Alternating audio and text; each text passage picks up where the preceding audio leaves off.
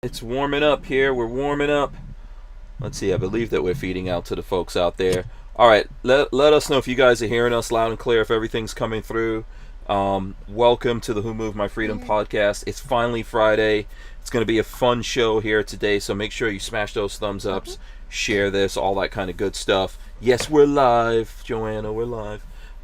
So go make sure you guys go to hankstrange.com, sign up for our email list there. Lola puts out like Lola's deals, etc. Now, if you are looking to get some protection for when you use your protection, you could check out US Law Shield. We do have we could save you guys some money. I'm going to throw the details of that up on the screen right now. So if you use the code HANK, you can get 2 free months on an annual membership plus the locked in rate of $10.95 a month. In our conversation here, you guys will see that as well as here. But if you're listening on audio and you want to find that, go to hankstrange.com. That's the way to do it. Okay, that being said, make sure you smash those thumbs ups and all that. And I'm going to roll in the beginning right now. Welcome back to the Hank Strange Situation. All right, guys, make sure that you smash the thumbs ups. Ring the bell so you can be notified when we go live. Here we go. We are live. I'm ringing the bell. I'm throwing everyone into the... Hold on, let's see. I'm doing this a little bit different from how we usually do it here. So here we go. Throwing everyone in there. There we go. The bell's ringing. It's finally Friday. What's up, people? Let's do jazz hands. Let's start with jazz hands. Everyone's been here before. There we go. Jazz hands going for everyone. Hope you guys have your big girl panties on. Let us know what you think about this screen setup here. I'm doing this because we've got Joanna and Rolando, Joe and Ro, okay, of Latinos Locked and Loaded joining us. And this is probably the easiest way to do this, because otherwise it makes it all complicated, right? Mm-hmm. When they're in the same room. What's up, guys? Welcome back. Hey, how's it going? Back. Locked and Loaded Latinos. Locked and Loaded. Oh, God, I knew I was going to. It was inevitable that I was going to mess it up. It was inevitable. It's okay. Even at Solutionary Summit, we had a giant sign behind our head that said it, and people still messed it up. Yeah. Yeah. That's gonna happen. It's gonna happen. It happens. We've also got MrBigkid joining us here. Boom, there he goes, MrBigkid. What's up? What's going on, everybody? How you doing? Yeah, you guys almost look like you're in the same room. Look at that. Yeah, almost. It could be an extension. Yeah, it could be. Yeah, you guys you're so colorful. Got the same, the blue and the orangey red. Yeah. Yeah, it's cool. very close in colors there. All right, big shout out to Franklin Armory. You guys can see down there. Franklin Armory does sponsor the show. They help us pay the bills, keep everything going here, which is very useful and helpful, especially with all things going on. So make sure you guys go check them out if you're looking for anything that Franklin Armory makes. It's all good stuff.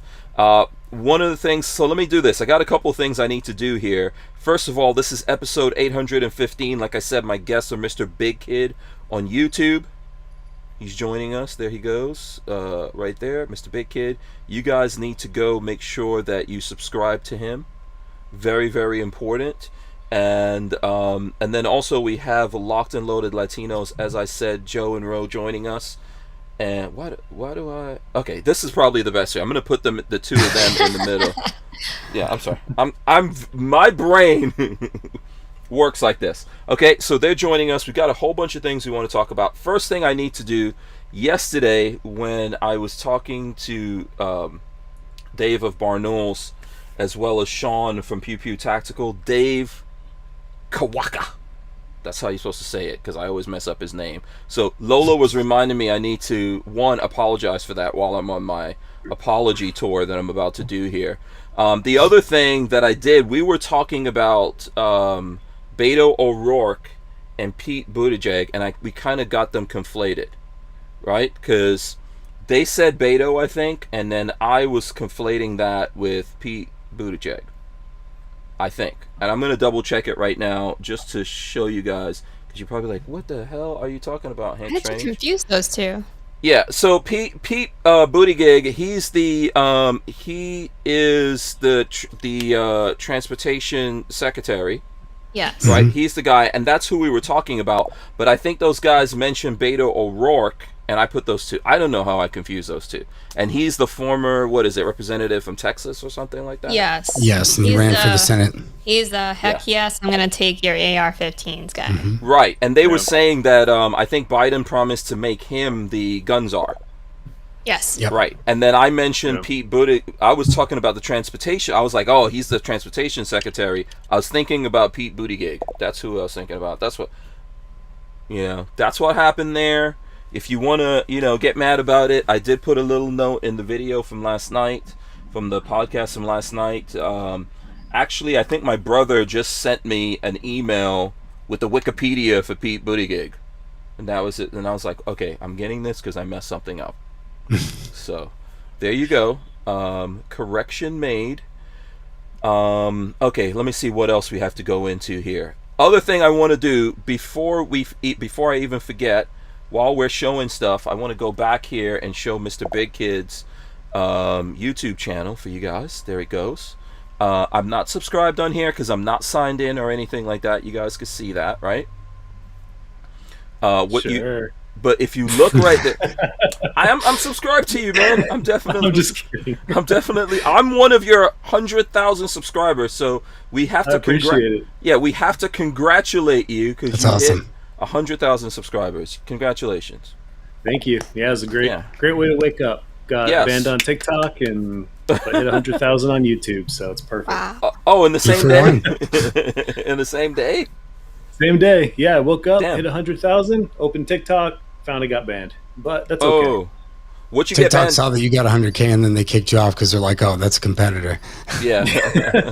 Well, TikTok's really bad for gun channels. Period. I mean, they're constantly taking videos down, but what happens is if you have a video that takes off, all of a sudden all these eyes get put on your channel or your feed, and I think you get a lot of reports from people that see these videos and get offended too.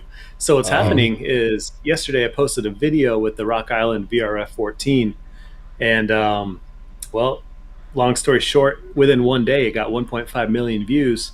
Wow. But all of a sudden all these videos were getting striked down on my channel, probably like 5-6 of them, and then all of a sudden I got all these 2-week ban notices all at once, and then I woke up and they said just gone, like deleted account. So shit. Okay, yeah. So TikTok is actually worse than all the other places then. They're horrible. Yeah. Are you surprised? Yeah. No, I'm not surprised. Surprised. No. But that's interesting. So I think TikTok has gotten more aggressive over time, right? I thought if anything they'd get a little more relaxed, but yeah, they've gotten worse. Okay.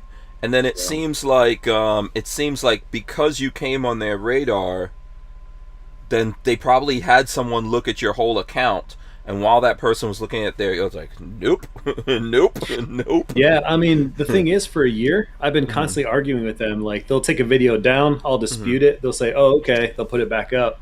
And, I mean, I have about like a 50% success rate with that. And all of a sudden, just all these things that were previously proved to be okay to be on the channel, they were, again, I guess not. So you're permanently out of there? You're going to start again? What are you going to do? I started a new one, and I posted that same video, and I already got it taken down again, so I'm off to a really bad start. Oh, no, they're watching you.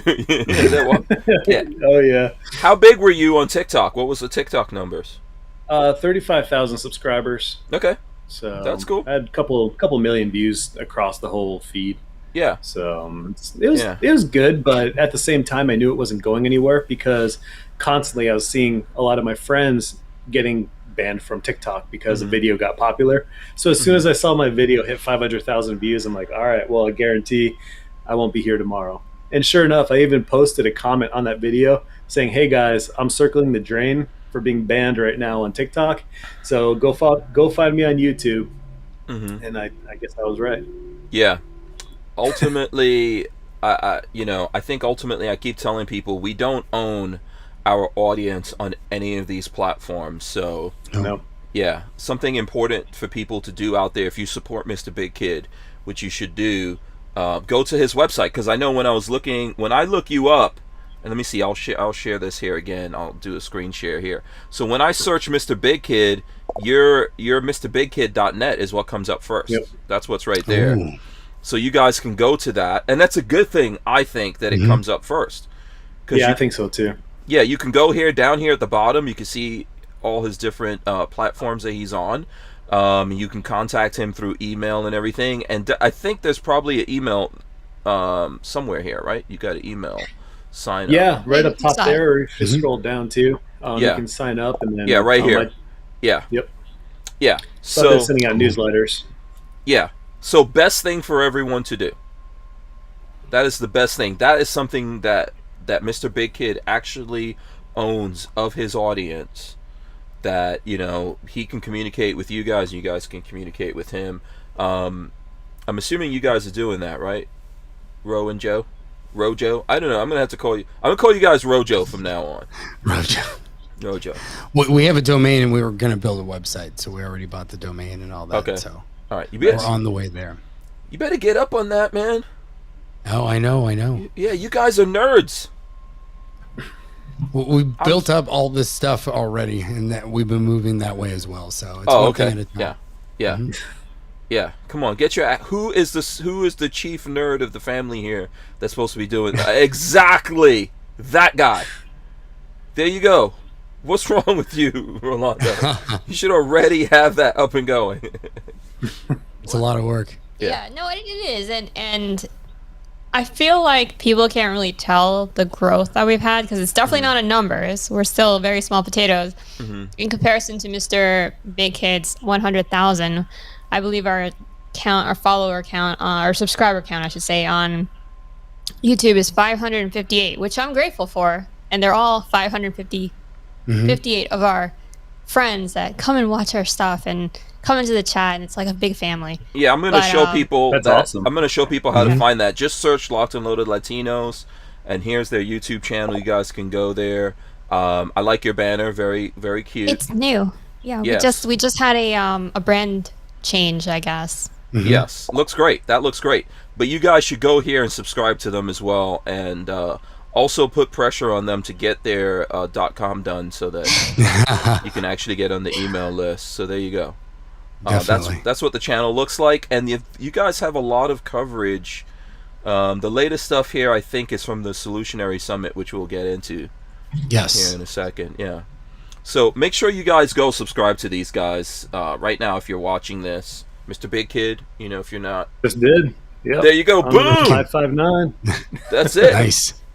Got all the big ballers subscribing to One step at a time. Yeah, exactly. Everyone starts at zero. Awesome. Yep. Everyone starts at zero. So just to finish congratulating you, MrBigkid, 100,000. We were talking about it. You got to get your plaque and everything. Thank you. Yeah. Are you gonna have a party or something? Or Yeah, well, I think I'm gonna do a live stream. I'm talking to some people that might sponsor a couple giveaways, which will be really fun. Otherwise, my wife really wants to throw me an in-person party, so we'll see. I mean, it'll be fun. Maybe when the weather cools down a little bit, though. So wait, an in-person party that everyone could come to and hang out with you? Or what are we talking here? So that one might be a little more exclusive on the invite list. I'm not sure how we're going to host it. Probably my house. Yeah, So, I mean, you're in Arizona, right? I am. Yep. Nice. Well, I got a couple people that I've met. I mean, I have True Shot Gun Club. I guess they're just a couple towns away, right on Optics, and then my local gun range, and obviously like John from Tactical Toolbox, and just everybody local that I have, connection with. Yeah. Yes. Yeah, Jonathan, that's terrible person to know, man. Terrible person to know.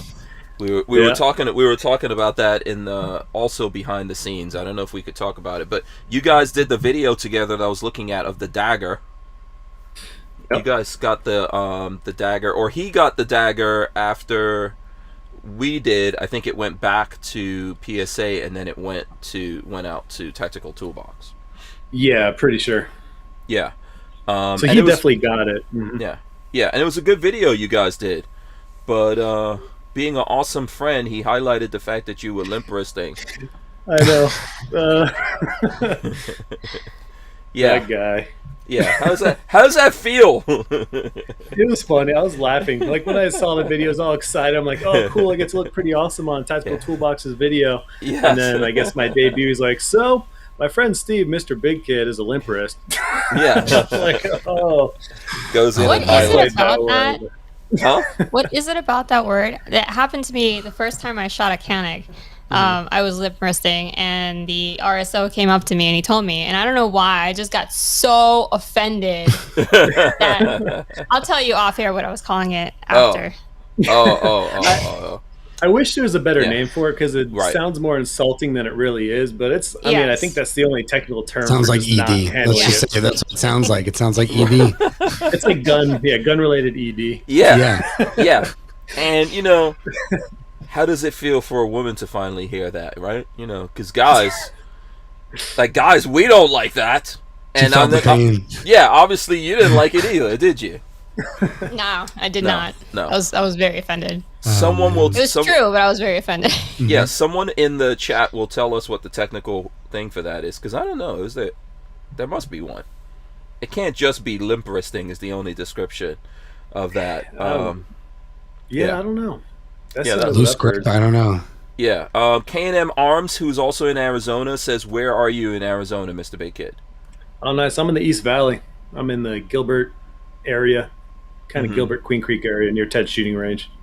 Okay, there you go. So I don't know. We'll see if he. And I don't know if you've heard of K&M Arms, but he makes some really cool stuff. He makes a bullpup, the cool. M17S, which I have a 308 version of that. So Oh, nice. Of course. That's awesome. yeah, and it'll be great. He's a cool dude. I like him. He's like a smaller manufacturer. He's not like one of these big shot manufacturing companies or whatever. But I always try to invite my friends to get together and work and do stuff since you guys are close. And he has quite a few full autos. Nice. Yeah, he says he's in Chandler.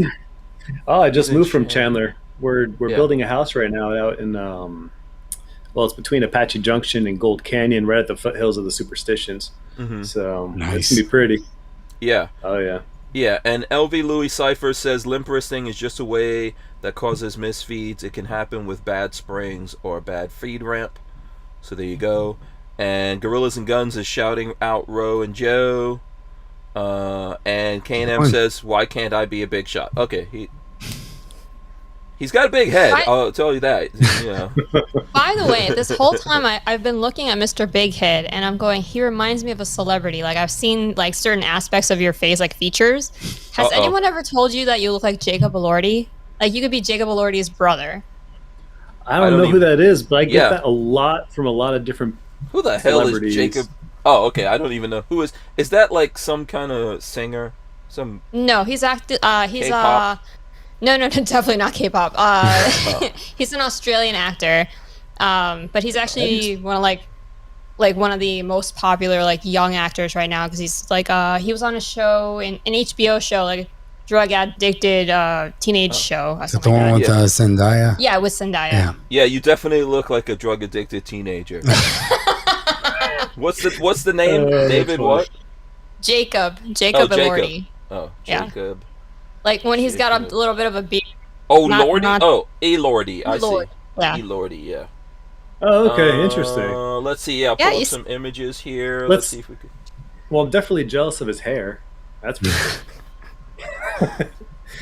Yeah. So this is who these guys are talking about. Oh yeah, I can see it. Right? Yeah, It I looks can like see they it. could Yeah. be, and they have the same teeth too. Like you I- can't tell when he's smiling, but when he's smiling, I'm like, he's got the same teeth. Yeah, you guys could be That's related. funny. Yeah, he's got a big jaw. I think for sure. I do. I've always had a pretty big jaw. Yeah. That's Hey, funny. It's a good thing. It's a good thing. I'm trying Well, to. thank you. Nice. I've gotten Duff, I guess, from like the Cake people. I never watched that show, but there's some guy named Duff that people say look a lot like. The and cake then- people. Okay, I don't know what that is. Yeah. I forget what that was called, but Is that Cake Wars? maybe. I guess like they make like these crazy cakes that they look real and like they're modeled after real things, and Mm-hmm. might be Cake Wars or something like that. But Duff, Yeah, I I think, guess. yeah. Was the word. Yeah. Brian Quick says, I Duff don't know what. Cake.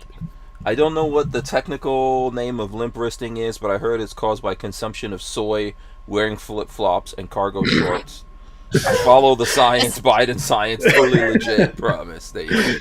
I think I'm closer with Jacob versus Yeah. Oh wait, hold on. Oh, that. Yeah, no, who is that?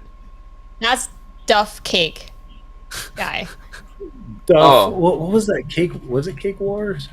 No, that guy looks like a drug addicted teen. I'm sorry. That guy. His name is Duff Goldman. He's a pastry chef. Oh my gosh. I think Lord. my comparison was Okay. more complimentary. I appreciate And yours closer. much more. Right. Yeah, I'll take the first guy. I'll take the first. Definitely.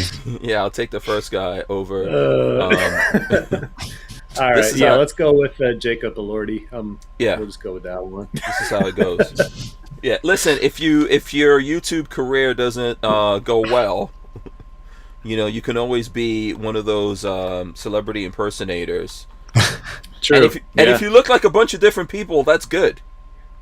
Yep. Yeah, you just change Lets you play outfits. different archetypes. Yeah, and you're a different guy. Yeah. So there's been people that ask me like, you look familiar from somewhere. I'm like, oh, do you watch CSI? And they're like, yeah. I'm like, cool. I used to also. Okay. Nice. I get them all Alright. excited. I That's got- awesome. Yeah, I got That's suckered in good. on that one. Yeah. I thought you were gonna say I played a dead guy or something on that I show. know. Right. Yeah. DCG44 says these days looking like an Australian is an insult. Oh man. Ooh. You know what? All the actors nowadays are either British or Australian or from New Zealand. Does it help Yeah. that to hear that he's dating a Cindy Crawford's daughter who looks identical to a very young Cindy Crawford? Oh, really? Right? Yeah. Yeah. I don't know. I don't know if that helps. But okay. Yeah. It takes away from the Australianness, maybe. Right. I guess so. Yeah, and AOG EPH613 says limp wrist equals malfunction due to grip failure. Ephesians 6:13. Oh, there you go. Ephesians. That's the Yeah. armor of God, right? Yeah. Right. Is that what There you that? go. Okay. Is that what that is? Okay. Cool. See, I don't know my Bible well enough. you go. Obviously. Actually, I didn't know what that was until I met my friend AOG Joe, and I looked up his name because I didn't know what Ephesians what is that? 6:13 was, and it's basically the verse that describes the armor of God. Oh, okay. And Oh, that's very pretty cool. cool. It talks about the sword, shield, stuff like that. Oh, okay. Very cool. Yeah, we'll have to pull that up here. Let me Very see. cool. Hold on. What is it? Hold on. I have to go back and see if I can pull it up. Yeah. I would like to point out that Grills and Guns said Mr.Bigkid looks like Chris Pratt, so I'm good with going with that one too if you want. Hold on. Let me see. Where is that? Mr. Okay, Gorillas and Guns. He's obviously drinking banana wine right now. I do have Chris Pratt's gun from Jurassic World, so Oh, you do? Okay. All right. Cool. Nice. the Marlins And, love that thing. Yeah, Gorillas and Guns says I played the Bones on Bones once. So there you go. EPH. Let me see. What is this? 613. Okay. Yeah, I'll just look that up so we could pull it up. I like to learn stuff. You know? Absolutely. Yeah. Okay, let's see. I don't know if this is the best thing of it. I'm just pulling up whatever I see here first. Okay, actually it's gonna take a little minute for me to pull it up here on my phone for some reason. So let's see what else. What's going on with the Latino Locked and Loaded with the Joro situation here? You guys were in Miami. How did that whole thing go? It looks like you guys had fun. Yeah, we had a ton of fun. Mm-hmm. I don't know why, like, out of all the compilation videos that other content creators made, like, I've watched them all and I'll see our sign in the background, but it's like we are never even, like, in the background walking by in any of the compilation videos. I'm like, where the heck were we this whole time? We were basically interviewing the whole time. Yeah. That's what we were. We had the opportunity to set up kind of a remote version of our show. So, Maj and Devin from Trenchwork Chronicles, they asked us to cover the event. We were able to go there. We started on last Friday. The event started at around 4 p.m. It was open to the public, and they started with a panel on the Second Amendment. It was Kendra Geronimo, known on IG as Hustle Queen. Yep. Lou Tactical, who's also local down here in Miami. She's also on IG as Lou Tactical. Her name is Luanda. Yes. Mike Bauer of USCCA, and Justin from Phoenix Ammo. Yes, Justin Nazaroff. Okay. And cool. it was actually it was an interesting summit. I'm a little bit sad that because we were working the whole time, like there was a period of time where we were nonstop back to back to back interviews. Just like somebody would get up, someone would sit down, Or trying to get really? somebody or trying to line up the next interview. So we Okay. didn't get to hear past Friday. I didn't get to actually sit and watch the summit. And I mean, it got to the point where I had Olivia Rondeau sitting, and Kimberly Klasick waited. What? Was waiting for us to finish with Olivia, and then had to leave, and then I missed Kimberly, and then I'm like, that's how hectic it was. Yeah. Trying to get people, but we were having such good conversations. It was disservice to try to cut it short, and we had a lot of different conversations. It wasn't strictly just guns and 2A. We had the Libertarian Party of Florida across from us in the what would you call that? Like I wouldn't call it the media room. It was like the vendor room / media room. Yeah. So they had different booths for vendors, and then some of the media that were there, different other different shows and podcasts. Yeah, there was I think a total of 4 people broadcasting, us included. They had Scoon TV, Faust News, ourselves, and then WMD podcast. Yeah. So they're another local South Florida podcast that's up and coming. They cover politics through meme culture, which is actually really interesting. Okay. Some of the speakers I knew who they were because I followed them or I listened to them, and they were typically like libertarian, gun people, or conservative, mostly conservative Black voices. Sonny Johnson was the one that Rolando was the most excited to talk to, and that was super cool. She's incredibly down to earth and just super nice. Eric DeJuly of Young Ripa, he's also a big YouTuber. And we actually have a little history. Yes, I know who you're talking about there. Yep. Yeah. Because he actually interviewed us earlier this year, but because of January 6th, our episode never aired. Okay. Yep. So we got to turn the tables and interview him, which was really cool. Yeah. And it was pretty much unprecedented access because, we didn't know how long the conversations were going to be going into them, and we didn't set any expectations. But, you can see that Justin Nazaroff, he gave us about 50 minutes. Olivia Rondeau was around 45 or 50 minutes. Sonny Johnson was about 55 minutes, and we haven't released hers yet. Her interview will be coming up soon on our channel. And Eric July's interview was just right at an hour. So to be able to get, people like that are prominent in the political space on social media. Eric's got like 400,000 followers at this point. Sonny Johnson is huge on Twitter. Olivia's up and coming, and she writes for a lot of different conservative outlets now. To have that access, to have basically, it's uncensored. So we told them you guys can say whatever you want that you feel comfortable with. We didn't edit anything out, and to have long form conversations with a lot of those people in a platform where basically they feel free to say whatever they want was pretty awesome, and it was a great experience. And it's a huge change from our normal show where we obviously have people like. We have a conversation like this remote, actually having our guests there sitting down with us live and in person was pretty awesome. And it was a great experience. Yeah, the only person that I know of that could put together something like what you guys are describing, I think, is Maj. Obviously, he didn't do it on his own. He's got a whole team of people, including Devin of Trenchwork Chronicles, who was on, I think he was on either on Wednesday or Thursday before that. And I think we were I don't know what happened. We were maybe going to get him. I don't know how the internet was there. So when can people expect to see all this stuff? Because I'm guessing obviously it didn't go out live, right? Yes, right now we have 3 of our interviews up on the YouTube channel. We have the interview with Justin Nazaroff of Phoenix Ammunition. For those of you that aren't familiar with Justin, he is the one that after the election, he posted on his website that if you voted for Joe Biden, he asked the question, did you vote for Joe Biden when you go to his website?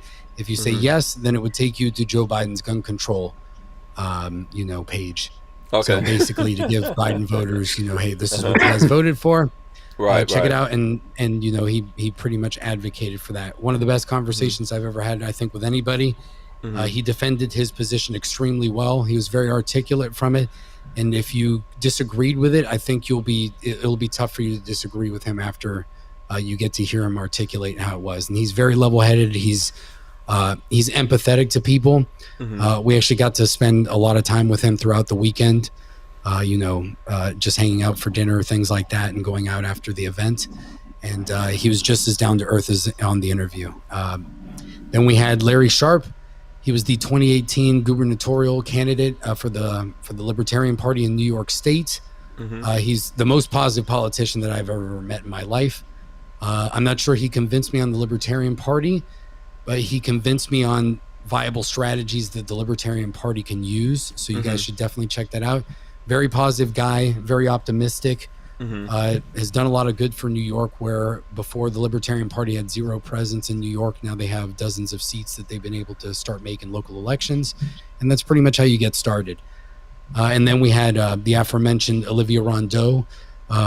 She's really come, her claim to fame is she was a wrestler in high school. She's actually only 20 years old, I believe, right now. So she has really stood up against, for women's rights, essentially, and, pushing against, transgenders competing against women in sports. And she articulates that. She's been bold about it, especially somebody at such a young age.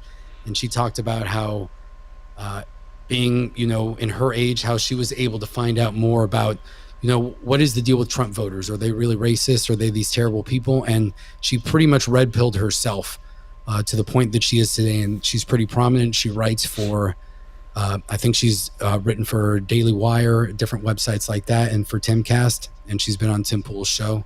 So she's an up-and-coming star pretty much in the conservative space. Yeah. What I wanted to say about the summit is that it was such an interesting mix of people. Like, if you look at I was doing the research on some of the speakers that I've never heard of. There was like rappers that I've never heard of. I mean, I'm not into rap, everybody knows I'm into K-pop. Right, exactly. Oh boy, that's a whole There's other... It was who's the where guy? Where are the K-pop bands? Since you brought it up, where are the K-pop people on guns? Are they pro?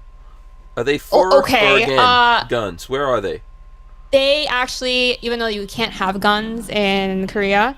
Oh, well, I guess that's the end of that. No, listen, it is a cultural phenomenon. Yeah, all their music videos, even ones that you'd never expect, like girl bands, they all have guns. What was the one that we just saw where it was ridiculous? The one with the zombies and all the shooting? I don't And she's remember. like going around with this giant gold 1911. Like, I gotta send you some of these videos. Like, Yeah, they're pretty crazy. So are they gonna Luna's new fight? album Are has- they gonna fight for gun rights in Korea? Oh, no way. South Korea? No, of course not. And their fans and the K-pop fans are terrible. They try to help manipulate votes and they're super activists on Twitter. So Yeah, I mean, I'm not trying to say like rappers. I don't see too many rappers. I don't want to say no rappers, but I don't see too many rappers fighting for gun rights here in America either. There are a few. I think Big Mike of Run the Jewels. I think he's always someone that's outstanding about. Yeah, Killer Mike. Sorry, Killer Mike. Although he's kind of like a communist. But I was gonna say he's like one of the left-leaning gun people. So I don't know how I feel about that. I actually love Run the Jewels. Most rappers are pro-gun. Even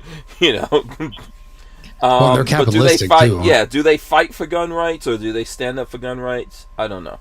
There are a few. I don't want to say none of them do. I have seen some rappers saying, "Hey, we believe that people should have the right to defend themselves." And there's rappers out there who have actually defended themselves and stayed out of prison because of the Second Amendment.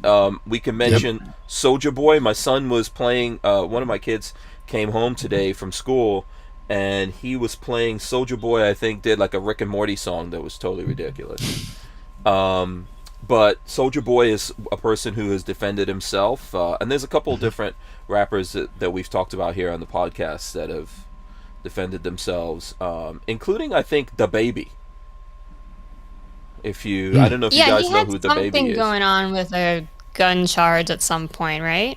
I think he got into something with a guy in a Walmart, and the guy either pulled a gun on him or something like that, and he defended himself and didn't wind up in jail because Second Amendment. So you know, that's kind of like a side thing from what you guys are talking about here. But you were saying something about all the different people. Yeah, it was just such an eclectic mix. Like, it was the only thing they had in common was like some tie to freedom loving. Yep. I mean, you had rappers like Royce da 5'9" and Brother RZA of the Brothers of the Nation of Islam and the Libertarian Party and the Mises Caucus, the Mises specific caucus of the Libertarian Party. Yeah. It was just such a weird mix of people. Yeah. You had people like Kimberly Klacik in the same room as all these like more. Who was the guy who was walking around with like 2 pounds of gold around his neck? I forgot, but he's huge. He had this necklace like this. Like, I'm not exaggerating. I had to like, it was, he walked by. Royce da 5'9" is a little guy, but a big rapper. Obviously, he's 5'9". Yeah, he is. But he's associated to I think Detroit and Eminem. Yes, he is. He actually did. He was featured on his first LP, I think, Eminem's, and then they've done many collabs over the years. Yep. Yeah, and he's got a lot of skills. Yeah, so that's a really interesting thing, I think, that comes along with Maj and how he does, you know, what he does that I admire. I don't know if MrBigkid has any questions on this. Do you? Totally not my realm. Right. I have no idea what you guys are talking about. Oh, you're not into K-pop or hip hop. I'm taking it. No, not really. I just what's as far as flavor? music, Yeah. it's weird. It's like I go through different moods. Sometimes I feel like classic rock, like the stuff that my dad used to play for me. Okay. But then sometimes I just listen to talk radio, which is very boring. But yeah, just serious. Oh, big hair band music from like the 80s. Nice. That's cool. I actually love hair band music too. Yeah. Yeah, I'm with that. Yeah, nothing wrong with that. Yep. Yeah, that's the beauty of nowadays and the internet, right? You can really be into whatever. Like, I'm always surprised what my kids are into. And they're not as much. I think my older son now is a little bit more into hip-hop. My younger son is into the old hip-hop stuff. He doesn't like anything that kids his age are making these days, you know? So my nerdiness, my absolute favorite music to listen to is actually, and this is like super nerdy, but it's epic movie soundtracks.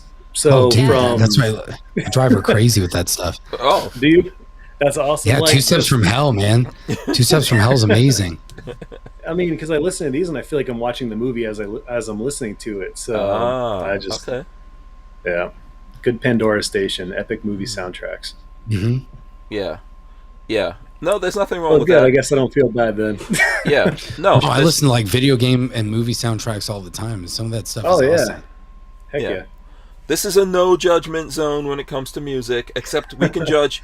You can judge K-pop if you want to. It's all right. My wife gets so mad at me because I'll be listening in the car we're driving. All of a sudden, I put on epic movie soundtracks. I'm like, "What movie is this from?" I think we got kicked off. Did you? Yes. Yeah. Oh, I can hear you guys. You guys look frozen, but I can hear you. Happened. Yeah. Yeah, I hear you guys. Yeah. Oh, there you go. Looks There like you you're are. back. Yeah. Oh, and then they dropped out. Oh, okay. We'll get him back here. We'll get him back here in a second. Yeah. Listen, there's no. Oh, here they go. The internet. Let's see. Can you guys hear us? Can you hear us? Yep. Yes. There you We go. can hear you. Yeah, we could hear you Okay. guys. You were frozen, and then you came back at the same time you dropped out. So. Oh, okay. It was sure the what- VPN. Yeah, the VPN popped up by itself. Yeah, I know. Joanna hit the cancel button because I said people It can was make. me. I was like, I said people can make fun of K-pop if they want to. You know, Shooting Gallery NE says he's a big alternative hard rock fan. Oh yeah. And LV Louis Cipher says I love the soundtrack to A Clockwork Orange. I love Beethoven. There you go. Clovertax said they gone, but they're back. You back? Yeah. And Kathleen Music Lover says I listen to blues and jazz a lot. Nice. And DCG44 says Conan the Barbarian soundtrack. Play it loud, I guess he says. Dude, I bet that's awesome. I know exactly what that soundtrack is. The opening score to Lone Wolf McQuaid. Oh, really? yeah, we've been getting into like old 80s movies lately, and it's so much fun. Mm-hmm. Nice. Like half the fun is that especially with like the Chuck Norris movies, like what would you call that? Like the gun safety / gun etiquette is so bad. Like, Oh my finger on gosh, the trigger yeah. at all times. Like, literally puts the gun up to his partner's head. I'm like, is he meaning he's gonna kill him? Like, what is he doing? That was great. That's awesome. Yeah, you saw that a lot in the, you see that a lot in the 80s movies, but you still see that sometimes nowadays. Mm-hmm. I'm still looking at stuff nowadays where I see that. I'm like, where are these people getting this stuff from? You know, I was watching Walking Dead last night with my wife, and I'm not going to give anything away. We're still 2 seasons behind, but there's one point where Rick is sitting there with his whole crew behind him, and he's flagging everybody with an AK-47, like in his side. Yeah. The biggest thing that annoys me in movies or TV shows is if someone has a shotgun and they keep pumping it, they keep racking it. And I'm like, okay, so you're empty now. Yeah. Every time they threaten, they go, don't make me out. I'm like, okay, so now you're empty. There's nothing in that shotgun at this point. Oh my god. Yeah. Or when they cock the hammer on the semi-auto. Yeah. Once you know how guns work, it's actually really like interesting that movies become unintentional comedies. Like, what were we watching? It was a Marvel movie. Mm-hmm. What was it? The one with it wasn't a movie. It was the one with the Falcon. I almost called it the Black Falcon. Oh, the TV show. Yes. Yeah, Falcon and the Winter Soldier. And Winter Soldier. Mm-hmm. Oh, They go into this the club in whatever country they were. The fake a made Singapore. up country. Yeah. The fake Singapore. And like the gun noises, like when everyone's like on alert, when they realize who they are. When everyone like, pulls out their gun, it makes the sound that they're racking their slides or they're racking their bolts, and then you're like, wait a second. So first of all, I don't understand how that happened, because all you're doing is like unholstering your weapon or unslinging it, so it shouldn't make any noise other than like your clothes shifting. Yeah. And then number 2, so you're telling me there's a bunch of bad guys and badasses over here, and nobody has one loaded in the they're all Israeli the chamber. They're all Israeli carrying. Are you kidding me? Like, who does that? It's like we would have to drop on everybody just being as a normal concealed carry holder. Mm-hmm. Makes no sense at all. True. This makes me think of so many things. One, it'll be great to do a mystery science theater thing of like a bad gun movie. That would be fun to somehow find. I don't know what the legalities of it are, because we'll just get pounded for. No, you can't do it. Yeah. Copyright. But we do movie nights here where we talk about movies, so we'll try to. I need to get back to doing the movie night where we talk about stuff. But also, it would be a funny spoof to have a real gun guy going through a movie world and just kicking everyone's ass, because they obviously don't have any ammo. They're just doing dumb stuff like that. Oh, well, we got John Wick. That's some impressive accuracy as far as Hollywood and real guns. Sometimes. I'm sure there's some things, but... Yeah. John Wick, I think, is good, especially the first one. And I'm not knocking it. I like all the John Wick movies. But the first one, I think, was a lot better. But as they've gone on here, they've just gotten crazy. There might as well be the Matrix now. Yeah. Right. Because start on the Matrix. Yeah. Well, because here's the thing. We should get into Matrix here a little bit. Oh God, that trailer. But here's the thing with John Wick. I would just stand back and shoot his ass.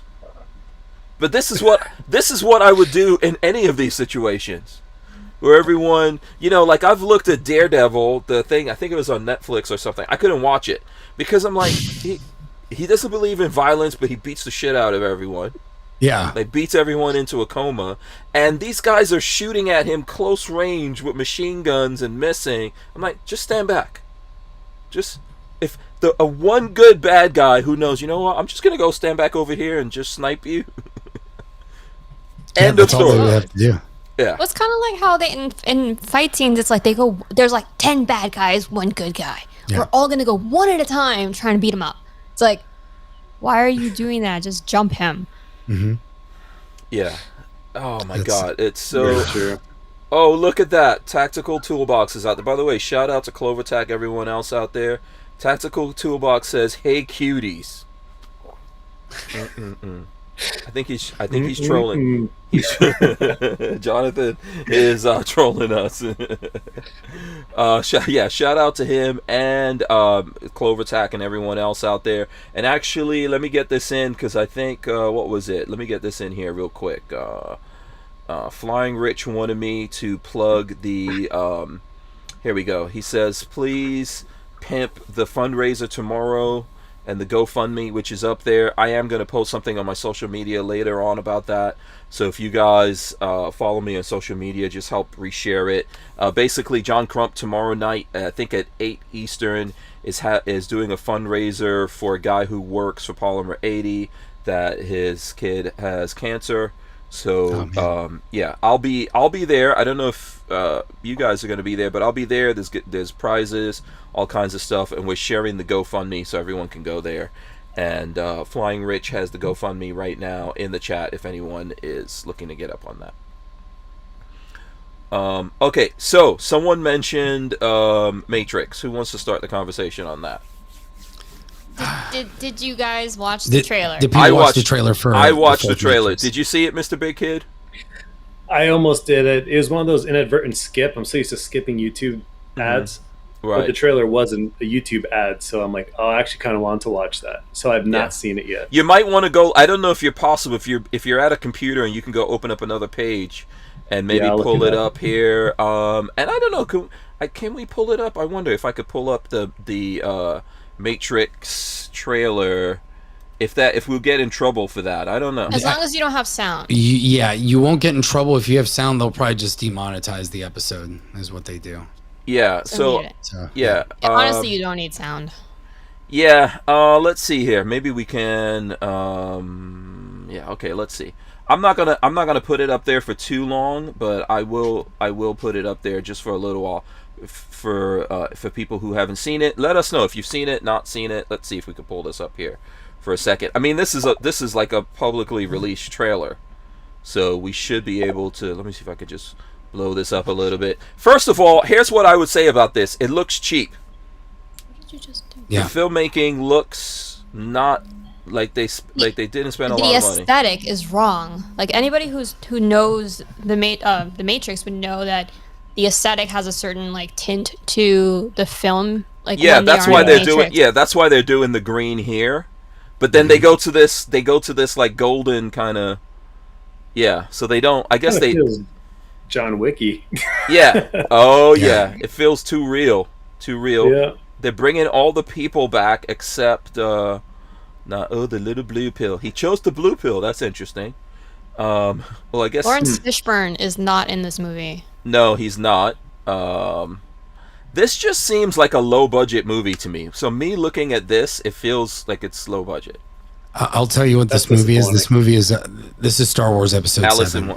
Alice in Wonderland. Star Wars Episode 7. Yeah. It's just Star Wars. It's the Star Wars Episode 7 of Matrix. Like they just did the first Matrix. So this is Morpheus. This is Morpheus now, right? So how come Morpheus? Why did what's his name not come back?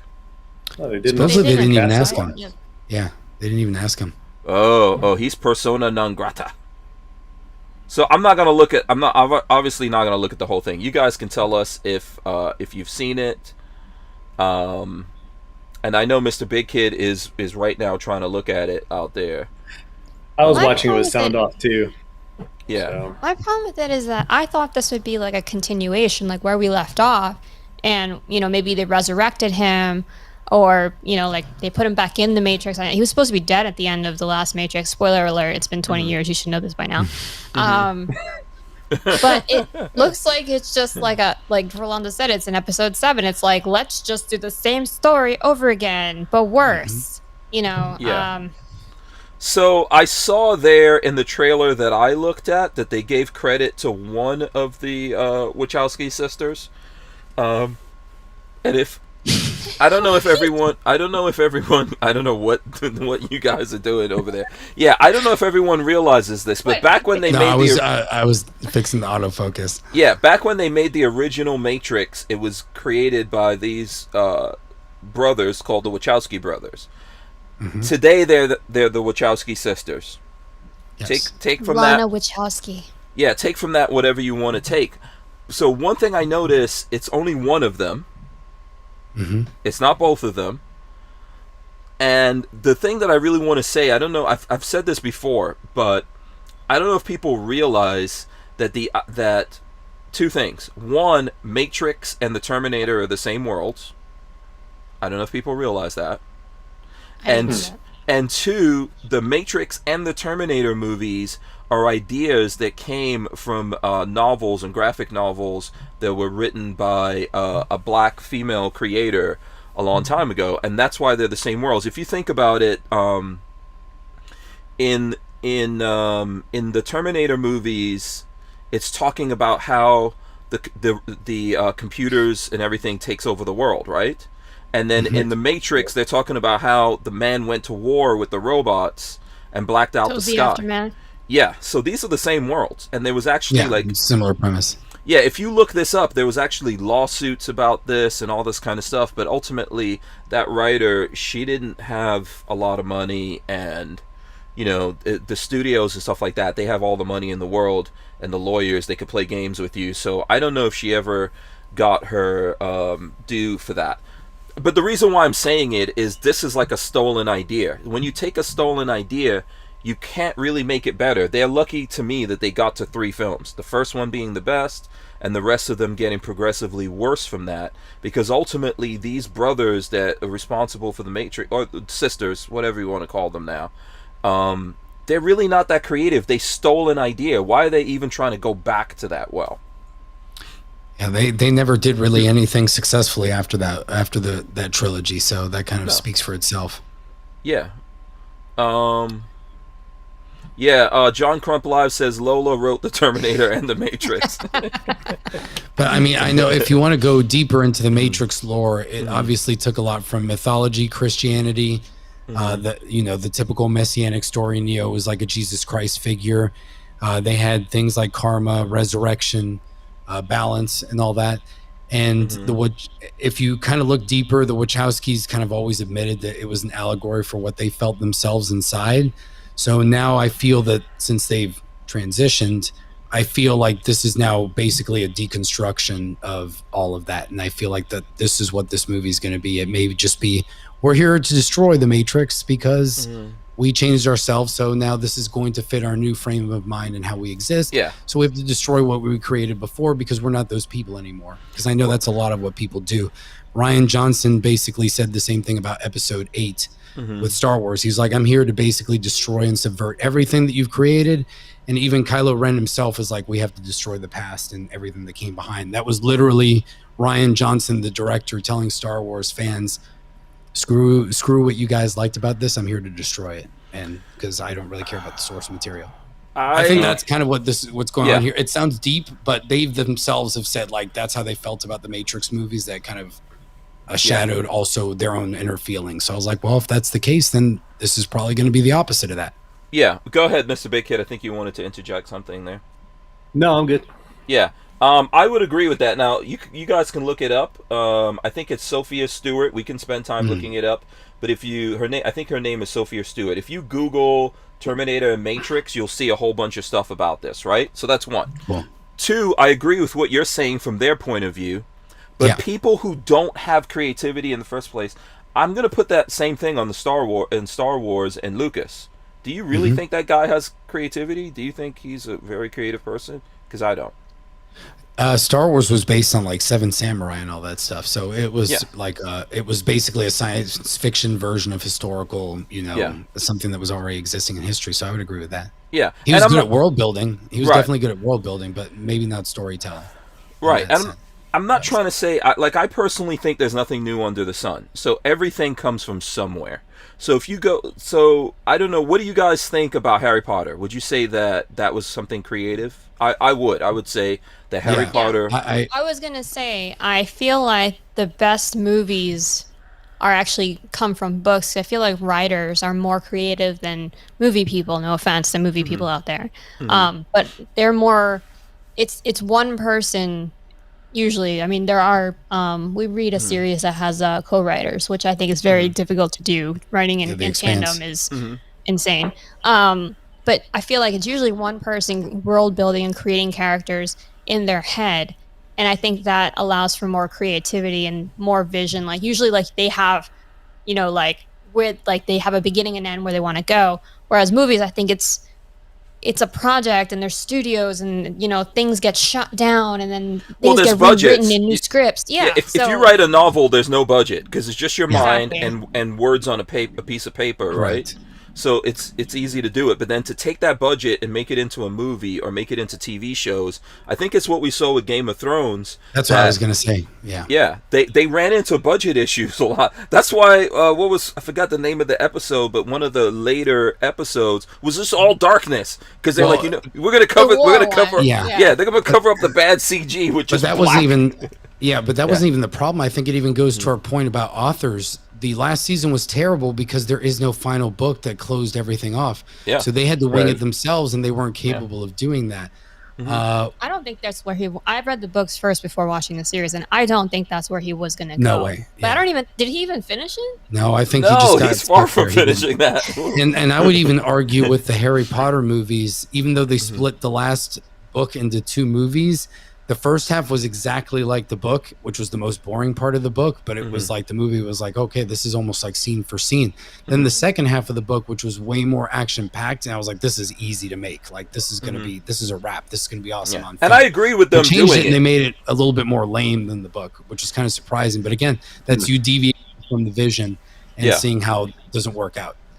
Yeah, go ahead. Did you want to jump in here, Mr.Bigkid? I know we're getting super nerdy. No, with Harry Potter, I feel like the last one I've actually seen was the Goblet of Fire, I think. And after that, I just kind of lost interest in the series. Like I love the whole beginning, like the mystery, the magical part of Harry Potter, but then it started becoming like just flinging spells at each other.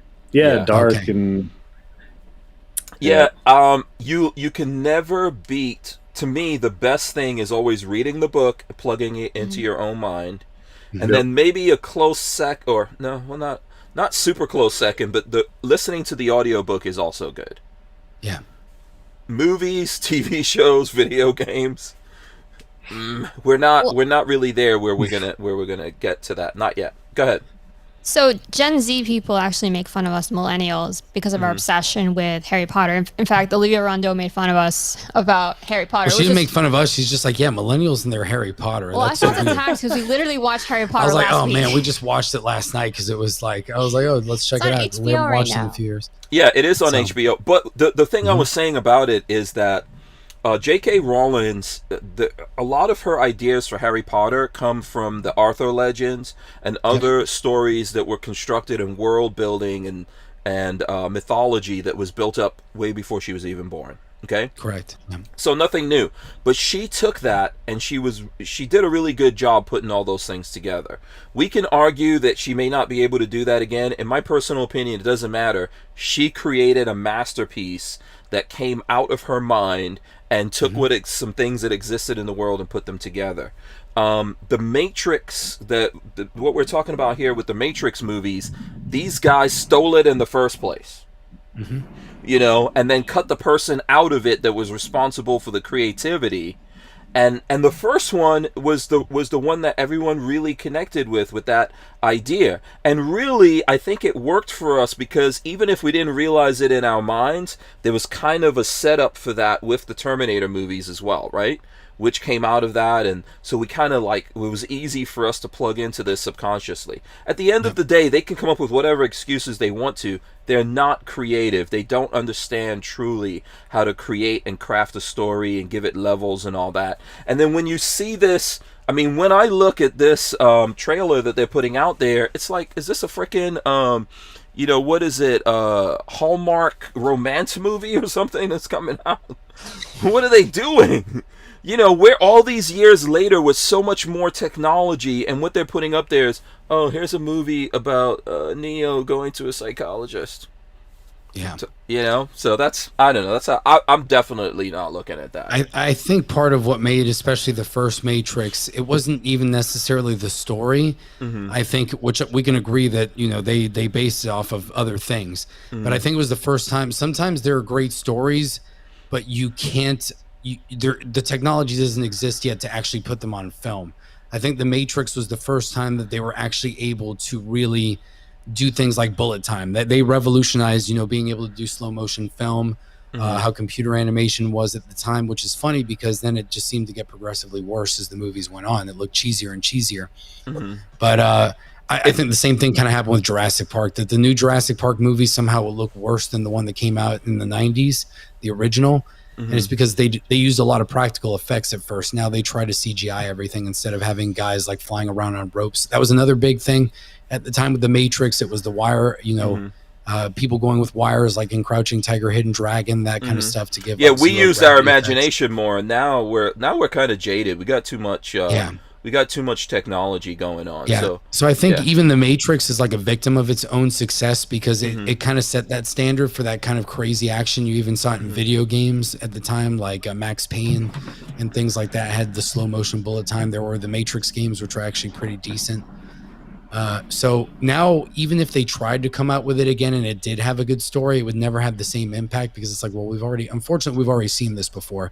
So that means that the story has to be that much better. Because it has to overcome the aesthetic and the fact, okay, we know in the Matrix, you can have powers, you can do these things, you can learn anything. They have awesome guns and outfits. So now you really got to give us a good story in that world. Yeah.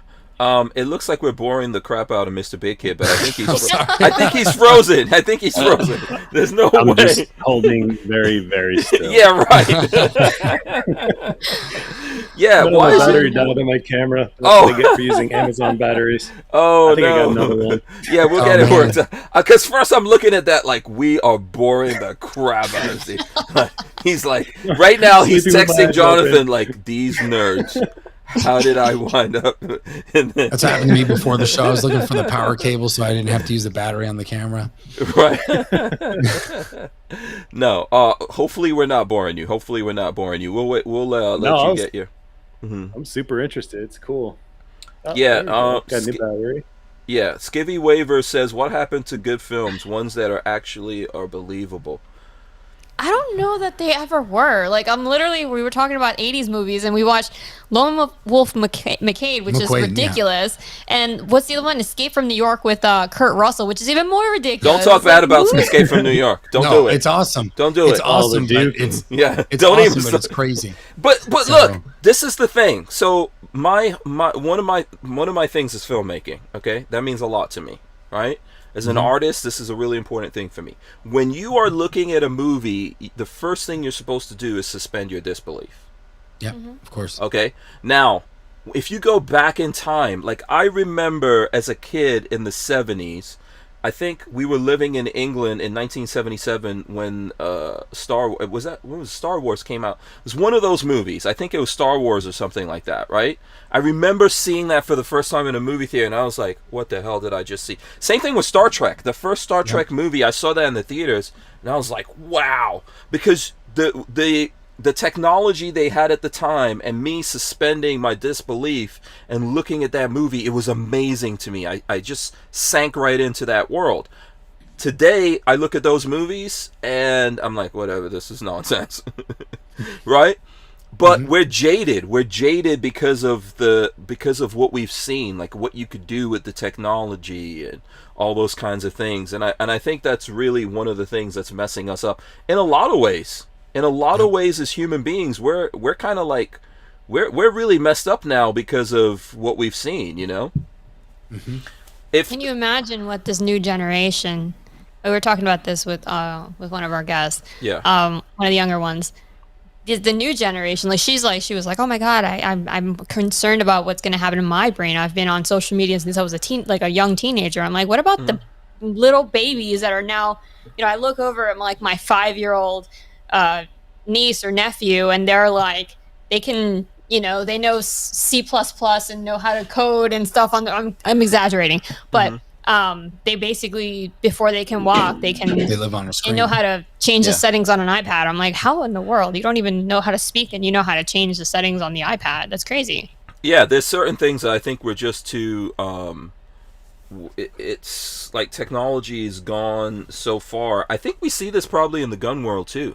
A lot of kids, I know even my kids, are not super impressed by what I do with guns. Yeah. They're not. because they're playing video games and they're like, oh well, you don't know this about the, and they're playing can these, you and the blame games are them? really good. No, I can't, because the games are really good. They're really engaged in that, and they feel like what we're doing is old man shit.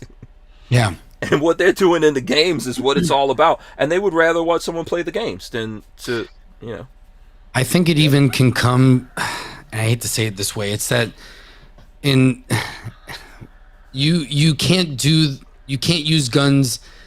You don't have unlimited ammunition. You don't have those things. You can't use guns that are extremely rare in real life because either they don't exist anymore, or it's like there's only a few examples of them and they're antiques, and they're worth tens of thousands of dollars. So in video games, you have that. And then you also have, well, in real life, you get fatigued when you're out shooting all day. It gets really hot. You start feeling weak. Your reloads start deteriorating. You might not even be able to reload perfectly, which in video games... shit, the bugs are eating the living daylights out of your ass. So they're like, dude, this like really sucks compared to like the video game. I don't have to worry about any of this stuff. I was like, yeah, but you're really shooting a gun. It's pretty awesome.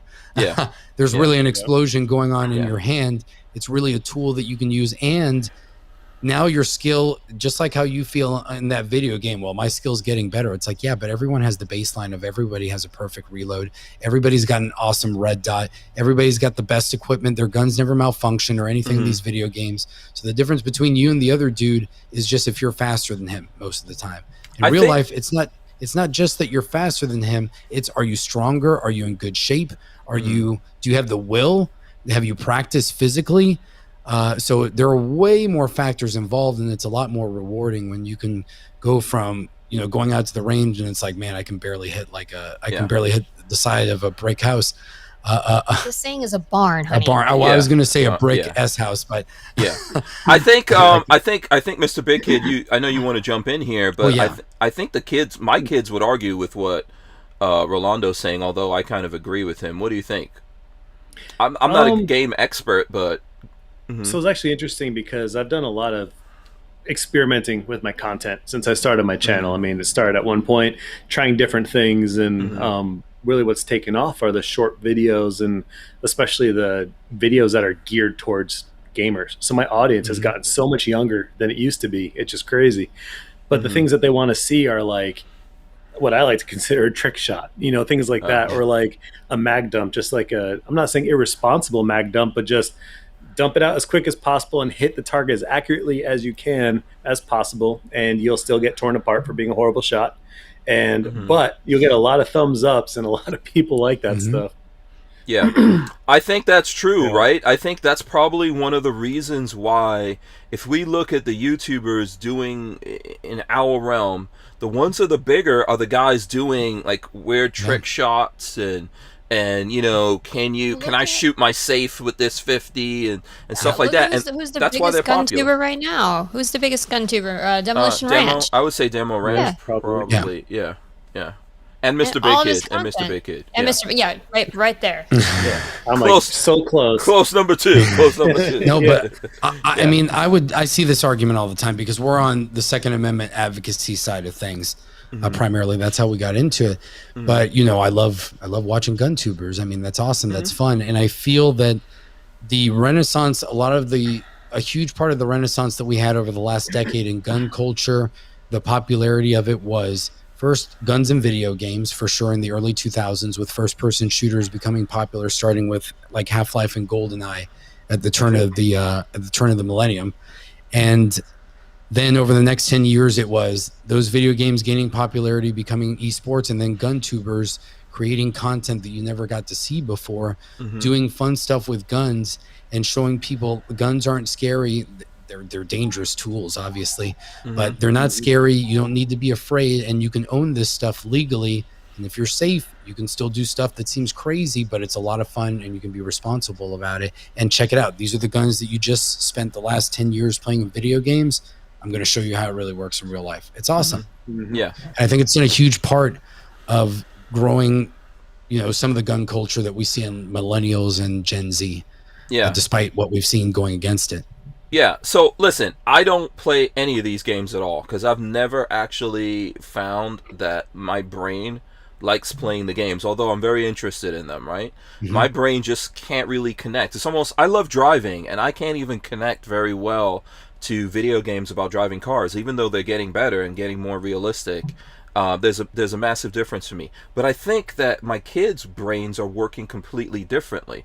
So when you were saying that they don't have the same challenges, I agree with you. You're right, technically, but to them, no. They're suspending their disbelief. I could hear when they used to live here all the time. I would hear them in their rooms with their friends, and they're getting all excited, and they're messing up, and this thing's happening, and they're cursing and carrying on. And for sure, when I look at people studying them, they say their heart rates are going up. There's a lot of the same stuff happening. Yes, they're not under the same real pressure. They're not actually carrying around that equipment. But something is happening in their brain that's more than what happened with us looking at movies, or when we played, the 8-bit video games or whatever back in the days. I don't know if you guys remember that. I'm like approaching 50. You guys look like, you're probably in your 30s. So I think that's why they're connecting more to that. Now, where I would take that further, I think that when they want to look at YouTube, they don't actually really want to see that, other than maybe if they're seeing other people play those games, right, to see how they do it. They're trying to unwind, and they want to see fun things. And this is why the people who are bigger now are just doing the fun, like, no, oh, this is how you got to be safe, or this is how this thing works. It's just really fun. It's like I do this all the time, and I'm editing and doing all this stuff. When I'm done with this, I want to look at Rick and Morty. It might seem mindless, but I want my brain needs to disconnect and have some kind of fun and laugh about something. Right. Escapism, it's part of it. I mean, it takes a certain kind of person like Rolando who's, unwinding and watches a history documentary, I'm not bashing that. I mean, he finds that fun. Nerd alert. Hey, but also, like, what have we done lately? I mean, I throw this sometimes as a counterpoint just to say, like, why do some kids not get into it? But I'm also the one that as soon as the show's over, Joe and I are going to turn on our Xboxes and start playing video games. Like, that's the truth. What video games do you guys all play? I'm going to start with MrBigkid. Because you play games, right? A little bit, yeah. What do you play? I play some of it. So there's 2 games that I really like. So I play on my computer and I play on the Xbox. 3 games I play, 2 that I really like. Okay. So computer is going to be a game called Rust. It's a survival game. I haven't played it in a couple of months, but it's open world. You start off with a rock, and then you have to like scavenge for like wood and stuff like that, and you're playing with other players that are trying to survive. You can build houses and like fortresses, and you can work with teams and stuff, and you can attack each other, try to loot and raid each other's bases and stuff. Is that like an advanced version of Minecraft or something? It's like, imagine Minecraft with better graphics, but it's creepy because like you're alone and you have a torch in the woods, and you're like building like these fortresses. I used to play with a clan online, and we had like 10 people all living in the same house, and we'd go raid other clans and their bases, like blowing it up with TNT and C4 and stuff. The other game for Xbox is going to be Modern Warfare, the Warzone. And my son is 6 years old, and he loves Minecraft. So lately he's been hijacking my time. Once I'm done working, he's like, Dad, we're going to play Minecraft. So he hops on his laptop, and I hop on my computer, and we just build train tracks and stuff. Yeah. No, that's pretty cool. Yeah. Okay, so what about Rolando and Joanna? What do you guys... Go for it, Joe. Well, actually, I got into gaming when I started dating Rolando 10 years ago. And before that, I was mostly into video games when I was like a little kid and played like Super Nintendo. So I went from not Super Nintendo, regular Nintendo. So I went from Nintendo to Xbox, and I basically had to learn how to play because the last time I had touched a controller and knew what I was doing, all I had was A, B, and a D-pad. I don't know. Yeah, they got all these buttons, and I'm like, how does this even work? So the first game that was my trainer game, and we still play this now, is Gears of War. That's actually such a good game. What are we on now? The 5th one? Yes. That's like... the gun behind us is from Gears of War. The chainsaw, bayonets, the I lancer. recognize that. Oh, okay. So cool. Yeah. So that's actually like, I feel like not only do I love that video game because it taught me how to play, it's like very important to our relationship because it made me a gamer, and that's such a big part of our relationship. And I did it for like not for him, but I wanted to like we share hobbies clearly. Yeah. So it's a big part of our relationship. So I have a very soft spot in my heart for it. What are you playing nowadays? Besides Gears, Fallout. Fallout 4. Oh, such a good one. I'm still playing that. I just looked at my hour count, and this is disturbing. I'm almost at 11 days of playtime. That's how huge that game is. Yeah. And I'm not done yet. So yeah, that's pretty sad. But it's over a long course of time. Skyrim. Yeah. Skyrim's made by Bethesda as well, so it's like a medieval version of So that. I saw someone in the chat mention Halo. Halo's another big one. We played all the Halo games together. Yeah, someone wants to play a death match or something against you. I think that was LV Louis Cypher. That was LV Louis Cypher. Yeah. You would probably win because I haven't played Halo since the last Halo game was out. Rolando actually was in the beta for Infinite that just came out, and he dominated. So his skills still translate. I'm pretty rusty. I play Apex Legends lately, though. I occasionally jump on with him, but I get frustrated after like 2 games where I keep placing second and I never win. Shooting Gallery Any says, I say we all have Xbox night and just dominate a COD. I guess, what's COD? Call of Duty. Yeah, we play Call of Duty together. Yeah. Gun tubers dominating gamers. That sounds kind of fun. Yeah, it's probably not going to happen. There'll be a It's whole... got to be... No, you got to do a real challenge. So you got to have the gamers first. We do a competition against them, and then they have to do a 3-gun challenge afterwards. And then that's a good one. You get to kick their butts in real life then. Yeah, I don't even know if there's a... I don't know if there's a Xbox at my house right now. I would have to see. Maybe one of the kids left a Xbox here. We've got a spare one if you need. If you have like you need if you have a Windows gaming PC, then a lot of the games are cross-platform. So Gears you can play with PC and Xboxes. Warzone, I believe you can do PC, Xbox, and PlayStation all against each other. So Apex Legends, you can do the same thing. So a lot of the bigger games, Fortnite, are platform agnostic now. So as long as you can get online and you can play online, you can play with each other. What kind of money do you guys think that are doing this? Like, I remember when I tried to get into doing it and doing car stuff, and I bought like a whole rig that you could sit in like a car. It has like a seat and a steering wheel thing. I still have that actually, and I did all this stuff. And Lola was like, "Okay, you're spending this money, and this is gonna go nowhere." What kind of money do you guys spend? Do you even keep track? Not that much anymore. Ever since Game Pass came out, because. Okay, it depends on where you want to go. If you want to go down the PC gaming side, that could become a black hole of misery and spending money constantly, especially now with video cards being almost impossible to get and being jacked up in price.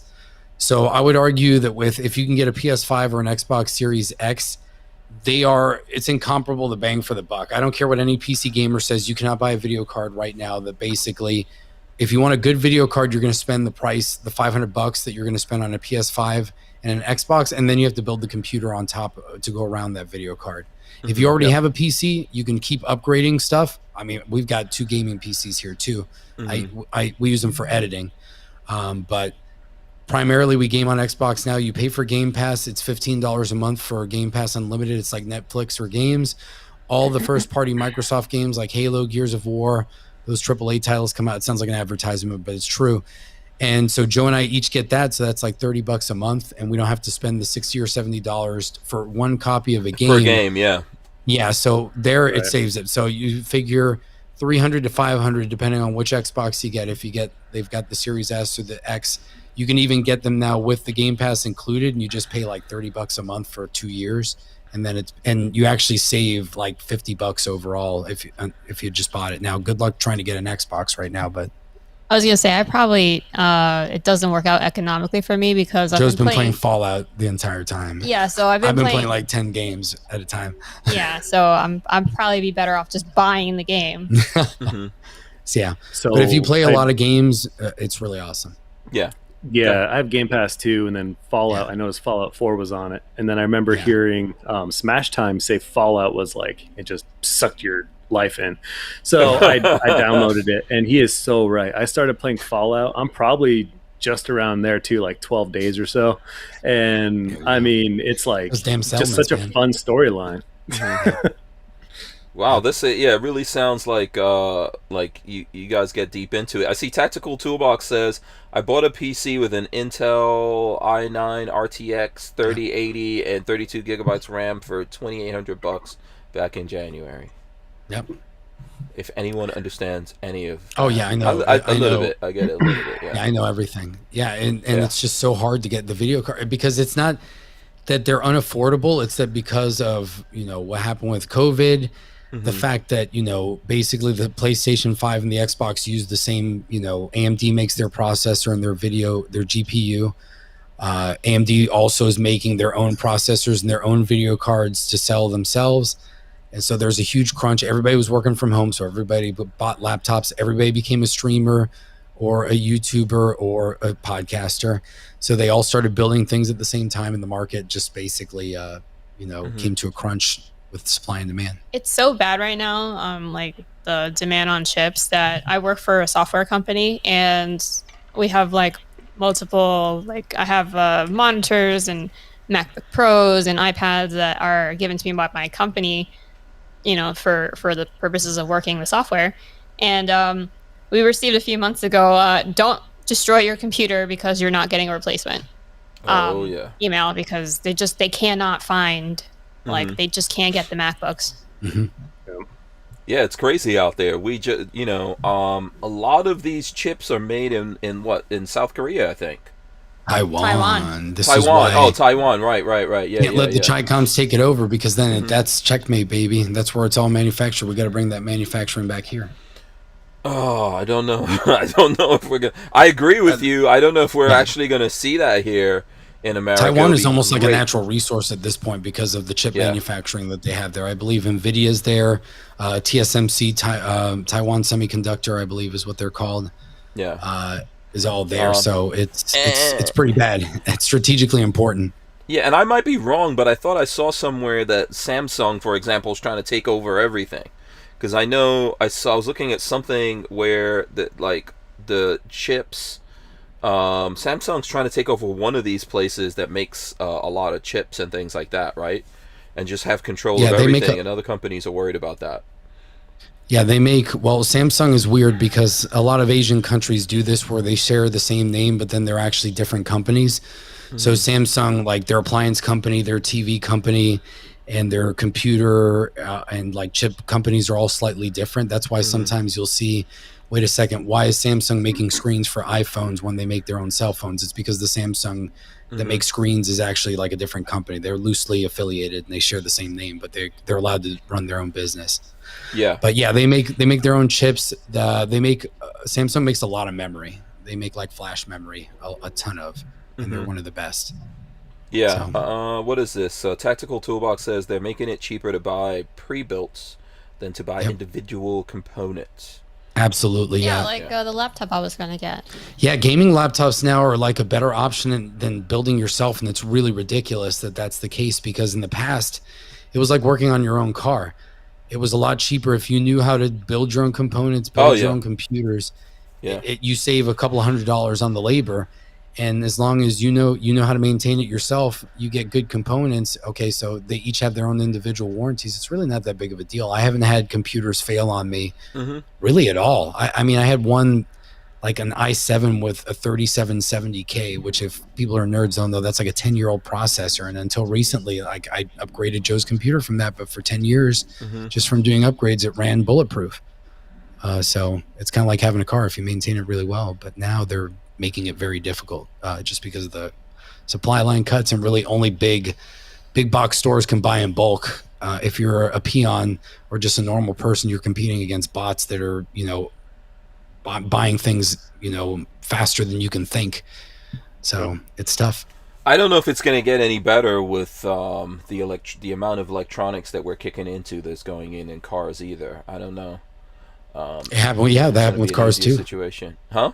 Yeah, Ford had like 2 months worth of cars just sitting there, and it's like they were done, but they couldn't get their chips for the ECUs. So well, and those are old school cars, you know. So we're now forcing everyone to switch over. Make electric cars, and therefore they have just more chips. I think that different kinds of chips, obviously, because the chip shortage that's out there is the Stone Age chip shortage. It's not necessarily the new high tech stuff. But where are we going to get all of these chips and the actual raw materials that make these things? So I think there's going to be a big supply and demand issue here. Like when, you know, people are talking about what's happening in Afghanistan and rare earth metals, and even like the moon. The moon has a crap ton of rare earth metals up there, and that's why there's some places like China that are planning on getting up there and, you know, making big claims before we do, because we went to the moon, problem is, you know. yeah, the problem is we have an insatiable demand for all of this technology, and at the same time, so let's just go a little bit political here. We have elites in this country that are pushing us to buy more and more and more. So obviously that requires raw materials. Well, we as the United States, we don't pollute. We believe in global warming and all this other stuff. So we can't have any mines in the United States itself, but we will gladly outsource that and have the Chinese use slave labor, go to Africa, go to all these other countries to use that labor, their resources, which they're not going to have our same environmental standards that we would have had in the US, even if we were allowed to mine, period. We just have better technology. We care about workers. We care about our people, and we do care about the environment to an extent. Yeah. So we can't tap into this. So it's like fighting with one hand behind our back. Or even worse, we're going to set up the Taliban in Afghanistan where they have access to that, and we're going to make that just as valuable or more valuable than oil. Yep. And then we'll have to get it from them. And we won't mind what we have in Arizona, Alaska, and places like that have lithium and copper. And really, that's what we have to do. We're still capable of being self-sufficient with energy and natural resources in this country. We can do it better than anybody else, and we don't allow ourselves to do it. And I think that there's a reason behind that. Some of it's virtue signaling. We're going to be better than everyone else, but then you're just obfuscating the dirty work to somebody else. So that's just like modern day slavery, as far as I'm concerned, because it's like we're too good for that. So we're going to outsource to countries that don't care about these standards, that treat people like animals and waste them like slaves. That's essentially what we do. And then we say that we're better than anybody else. Well, and we say we're better than previous generations. Well, and if we signal about the environment. Yeah. I mean, if we don't see it, then it doesn't bother us, I guess. Yeah, of course, that's what we do. Yeah. All right. I know we're getting a little political there. What do you guys out there want to talk about? Or MrBigkid, let's, you know, or anyone here, Joe Ro, you guys, or Rojo, you guys can, what gun stuff do you guys want to talk about? We should do a little bit of gun talk. MrBigkid, you got any cool guns? Obviously, we can't show them here, but you know, maybe we could check out. Cool one right there. Yeah, we could check out. Well, yeah, he did want to show. You're gonna have to pan up. You're gonna have to pan your camera up a little bit. Let's see. Here we go. What's that in the background? You guys have all seen that there before. Yeah. Hold on, let me get the focus. Yeah. Right there. There you go. Yeah. So that is Albondigas? Yes, that literally says meatballs on the exactly. Why? Is that what that means? Albondigas? Yes. That is what it means. That gun's name is Albondigas. What? Okay, explain. Are you Hispanic? My whole family's. So my mom was born in Argentina. So my whole side of that family is Argentine, and then my dad was born in Germany. So I was the first generation born in the U.S. Cool. Okay, so does that make you a German teen? I mean, yes, he's an American. Before everyone's like, oh, he's an American. Yeah, we're all Americans. Right. Yeah, with you. But you know, you could also be a German teen. Yeah, you know, I enjoyed all my family heritage. Definitely American first, no doubt. But I've gone to Argentina like 5 times. Visited family. We have some property down there, cool. So it's really cool. I've been to Germany once when I was in 4th grade. But right now, with all the COVID stuff, everything's just shut down. So cool. We did want to do a Germany trip last year. That's so. I think all of us, except well, not Rolando, except by marriage, all have some connection to South America. Then, is that am I wrong here? Yeah, because I was born in Guyana. That's South America, technically. I'm Caribbean. Yeah. So yeah, you know, you're Caribbean. I think Guyana is like a weird kind of thing. It's Caribbean and South America at the same time. And Joanna, you are what again? Colombian? I am Colombian and Dominican. So I have both South America and the Caribbean. Yes. Nice. Oh, cool. Okay. I've never heard of Albundigas. I was like, Albundigas? Well, some people What is- also confuse. Uh-huh. Some people confuse that with like meatball soup. They're like, "Why'd you call your gun meatball soup?" I'm like, "No, bondigas also means just meatballs, and that's what the gun is named." So, I won't go into details why I named it that, but people seem to think it's a pretty fitting name. Right. So pretty what is awesome. that gun? Is that a It's a Barrett M82A1. It's a 50 Right. BMG. okay. Very nice. So Very it's- nice. Yeah. Yeah, I bought that. So I'm really proud of that one because we bought that gun as an investment for the YouTube channel to try to take things a step further, and we bought it last year. And the deal was if it provides no benefit to my channel whatsoever for a year, then I need to sell it because a $10,000 gun is just a little crazy to have. We literally sold our house and used some of the proceeds to buy a rifle. Oh no. You're a man after my own heart. See? Oh my This god. is how you do it. That's how you roll. I planted the little seed in my wife's head. I'm like, this could be really good for the channel, and if we want to make the investment, now's the time to do it. And then sure enough, she's just like, yeah, that's a good idea. I'm like, wow, really? You got a good one there, let me just tell you. Oh, I know, Yes, she's amazing. absolutely. Yes, you got to build a statue in the name of your wife. That is I awesome. never complain about her. Yeah. Well, Boy, she let me get the 50 BMG. yeah. I'll never let you. Yeah. No, that's cool. it's So, because, my wait, channel what did you was- just say? Hold on, I missed that. What did she just say? No, she said, in your dreams, I'll never let you get it. Oh, Yeah, right. Listen, She wanted to so buy it that- herself.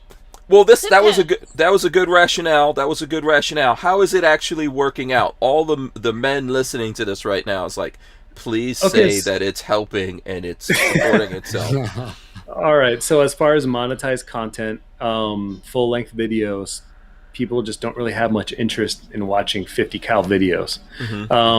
I think it's a gun that's somewhat unobtainium. Not saying you can't get one, but I mean, it's a lot of money for someone to spend on a rifle, right? So, but as far as the shorts content and appealing to that younger audience again, a lot of my 50 BMG videos have done very well as far as short videos. Yeah. So, there may be something to that because, like, I do a lot of 50 stuff, but I do it with the Safety Harbor Firearms, the SHTF 50, which is the 50 upper that goes on a AR lower, right? It's bolt action, and I do a lot of stuff, and a while back it actually did well, but one of the reasons I think that's in the more affordable category. But then I think the reason why it doesn't do as well now because YouTube hits those videos. Like I had a really big video about how it's made and all that, and then they hit it. But what I did notice recently is one of my best performing shorts is my older son shooting a 50. Yeah. And that's like that's the best performing short out there. And I was like, this is weird. Why is this 50 such a big thing? So I feel like the best part about being a 50 BMG owner is actually letting other people shoot your gun and watching their reaction because it's a bucket list gun that people want. So when you put someone behind the trigger on the 50, it's just awesome to see the reaction. And I actually want to do a video on that, and that's one of my future ideas. Don't anybody steal it, but it's I want to put the good as camera on stolen. someone's face. I want to put the camera on a lot of random people's face and just capture their expressions when shooting a 50 for the first time because that's always fun to watch. No, that's cool. So, do you have some kind of slow mo? What's your slow mo rate? Because that'll be good in that video. I would suggest get it in slow mo. Yeah. Well, I have my little Sony ZV, and I'm using that as my webcam too. That does do 900 frames, which is really slow, but you only have like 1 second to record. So if they're not firing on 3, 2, 1, go, you're going to miss the shot. Otherwise, I have my Sony, my Panasonic GH5, and that can capture 120 at 1080, I think. So it can go pretty slow. But yeah, okay. That's. Yeah. I mean, I think so, if you can, just my little suggestion here, putting in my creative 2 cents. Yeah, try to get the face, like reactions of the the jowls. Dude, I got Yeah. such a good still picture of my mom shooting the 50 for the first time, and her face, she has like that face of war on her, and it's Right. so awesome. I'll send it to you. Oh, really? Oh, cool. Yeah, That's yeah. great. I would love to see that. I would love to see that. That would be awesome. Yep. Asper Warrior is out there. I know he's in your neck of the woods now. He says, Yeah. Steve, you're doing it wrong. You got to blow yourself up for real views. I don't True. suggest it. No way. I won't do it, but yes, Yeah. I will get views. Yeah, I don't suggest it. It's not worth it. No way. Right. The pain is too much. You can't knowingly Yeah. go into that kind of pain. No, stick a thumb in it, right? Yeah, you don't want to knowingly. You don't want to go. Oh yeah, I'm probably gonna die Yeah. doing this. But yeah, I don't know if it's too soon for that joke, but yeah. What is this? Night Train says, I remember that guy at the big Virginia gun rights protest walking around with a Barrett. He garnered a Yeah. lot of attention. Yeah. Oh yeah. Yes, he Wasn't did. did he own a shop or something I don't like that? know. I thought he Yeah. did. I don't remember. Yeah. That thing is just so stupid heavy, though. I can't imagine doing that. Carrying that around for hours. Yeah. I Hey, know. you know, I mean, you might actually. There's people who actually have to do it. So you know, another thing that I agree with you on, it is like stuff that's really expensive. People don't want to get too deep into like anything with that, right? Because they're like, oh yeah, I'm probably not going to buy that, so they don't necessarily look at it. I see that with suppressor videos as well. Not everyone wants to get suppressors, so those don't do as well. But I think there are ways you can make those videos fun, like what you're saying. Like that stuff is probably just a fun kind of thing, where people are just gonna look at it for that reason. So just some food for thought for folks out there. I think there's content for everyone because younger people aren't like, they're not daunted by the cost because that doesn't have any bearing on them yet. Because, you know, they're still living with their parents. They don't understand money. So they're like, oh, sweet, a 50 BMG. Like, that's awesome. Whereas like an older dude, maybe in his 30s or 40s, is like, oh, man, forget that guy. I don't want to see that. Like you said. Yeah. Or I've already seen this before. So it's like that. Depends So, on where you're coming from. Like I see guys have a lot of success doing the fun stuff, shooting watermelons or, you know, trying to do, for whatever reason, there's an audience that wants to see that, right? That wants to see the fun kind of, you know, things. I don't know if there's any room for creativity in that. Probably there is. There's probably some place that you can figure out how to be creative. But I think in that space, like Demo Ranch has done a lot of stuff. I remember he went big when he did that shooting. I think it was a Barrett that he shot in his house, but it was the house he was moving out of. yeah, That's right. I don't think it was a Barrett. I Was think it he went about- all the way. Did he? I think he don't know. tried. I He may have watched gone that like a video. 308. I watched that video. Yeah. I couldn't believe he did that. Yeah. Was it a 50 or was it something else?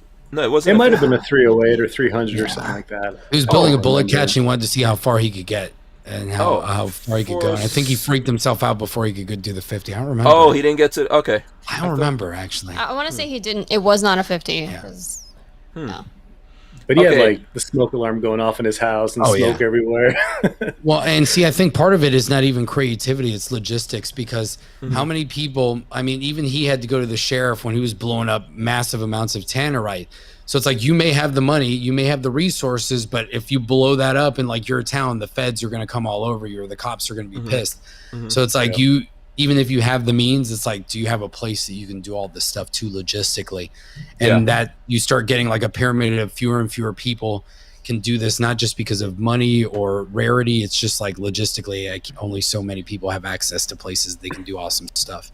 Yeah. And not go to jail. Yeah. I mean, you might be Yeah. able to do it once, but then you're going to be running after that. Yeah, people aren't happy. I know that happened. I think I was in Fort Scott, Kansas, and I did what was it? I think it was a couple 100 pounds of tannerite that I shot from 1,000 yards at least. It might have been further than that with a 6.5 Creedmoor and blew up a Toyota pickup truck.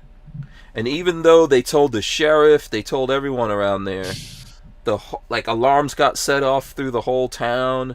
They were talking Dang. about it, and this made the news of that town. Yeah. And then we went to like a diner or something, and people were like, "Why are you guys blowing up the town?" You know, it was on the It's a radio. town of like 100 or something. It wasn't. It's a bigger town than that, but Everyone was talking shockwave about is the problem. Yeah, everyone was talking about it in this town. It was on Facebook. It was everywhere. It was on the radio, locally, and all of that kind of stuff. Because it was, I don't know if I still have that video out there or not. But yeah, people are not happy about that kind of stuff. You know. I don't know if you want to pull it up, but I did email you the photo. Oh, hold on. Yeah, let me see. I'll pull that up here. Nice. I ripped it off my Instagram. Oh, okay. Let's see. Yeah, like at what point? I don't know. Does anyone know what's the most pounds of tannerite someone's blown up on a YouTube video? I don't know. It's got to be in the Guinness Book of World Records or something. Some dude. Or somebody's got the they video most tannerite blown up ever. No, they don't put us in Guinness. Guinness doesn't do that stuff anymore. No. Guinness, when we did the 1,000-man shoot, Guinness refused to go there. Oh, what? That's BS. Yeah, I You didn't. got Wolfside too? No. Yeah, can't that was a promote while guns. ago. That was years ago, and they Yep. really tried to get Guinness to be there, and they're like, "No, we're not doing that." So, Wow, that's a bummer. that event was too. Yep. I'm trying to get it to load here, so it may take me a couple of minutes to actually get it in here. So there's some dude on YouTube. I watched it years ago, but he obliterated his barn with tannerite, and it like just went into pieces. It's gone. I don't know how much they use though. Oh, man. Yeah, I wonder. Someone will probably tell us. Yeah, dinosaur fossil hunting of Massachusetts says, "I bet it was FPS Rush." Yeah, do you guys remember that? He almost got decapitated. Yeah. Yeah, that was crazy. Yeah. Yeah, that probably was him. I don't Maybe remember. it was. I remember we used to watch those videos, and I remember this was before, like, early in our relationship. I was like, that guy is insane. Like, how is he not, like, accidentally killing someone? And then he, like, did, didn't he? No, Things happen. no. Allegedly, things happen, but no. No, Joe. he didn't. No, he didn't kill. He didn't kill anyone. No. The guy who had all the licenses and everything did wind up getting killed. And I don't think they ever solved what that was that happened, but that wasn't like an accident or anything like that when they were shooting stuff. Something happened at the actual business or whatever that guy had.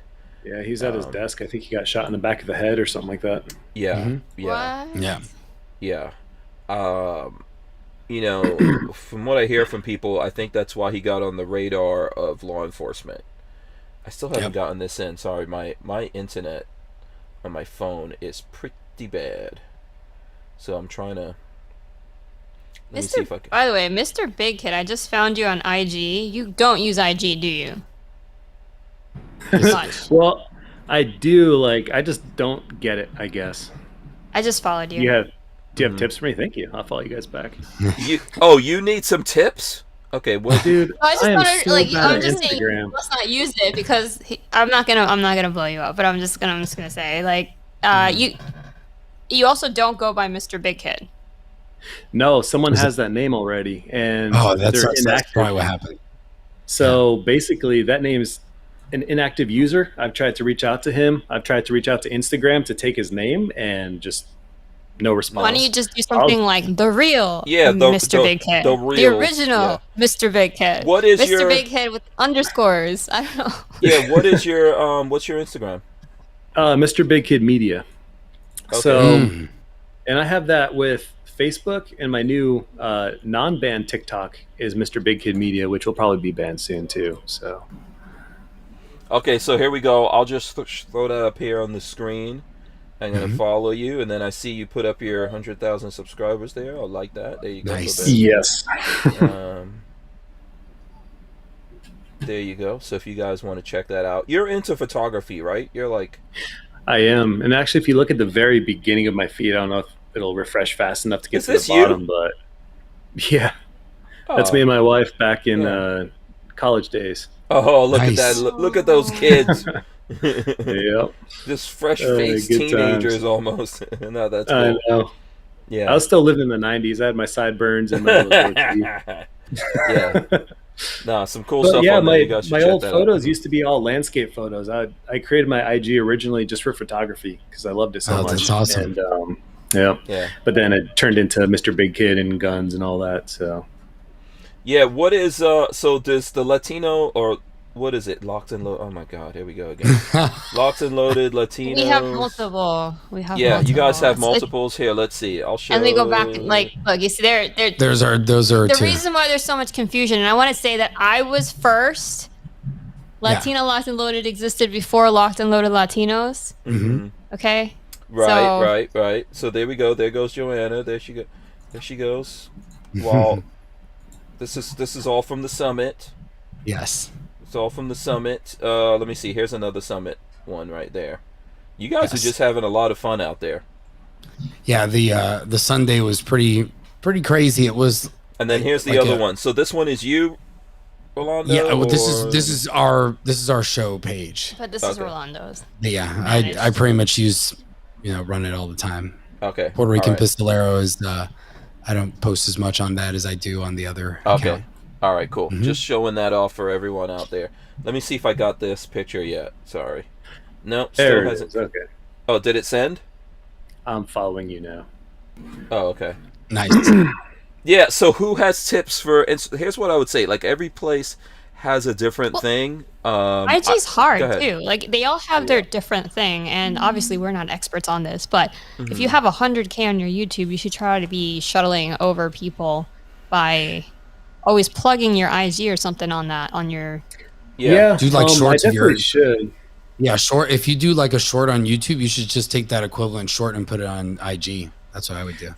So I did start doing that. So I've been doing Instagram Reels too, which they used to do really well, but for some reason they just stopped. It might be shadow banning. So who knows? that's what I'm wondering too.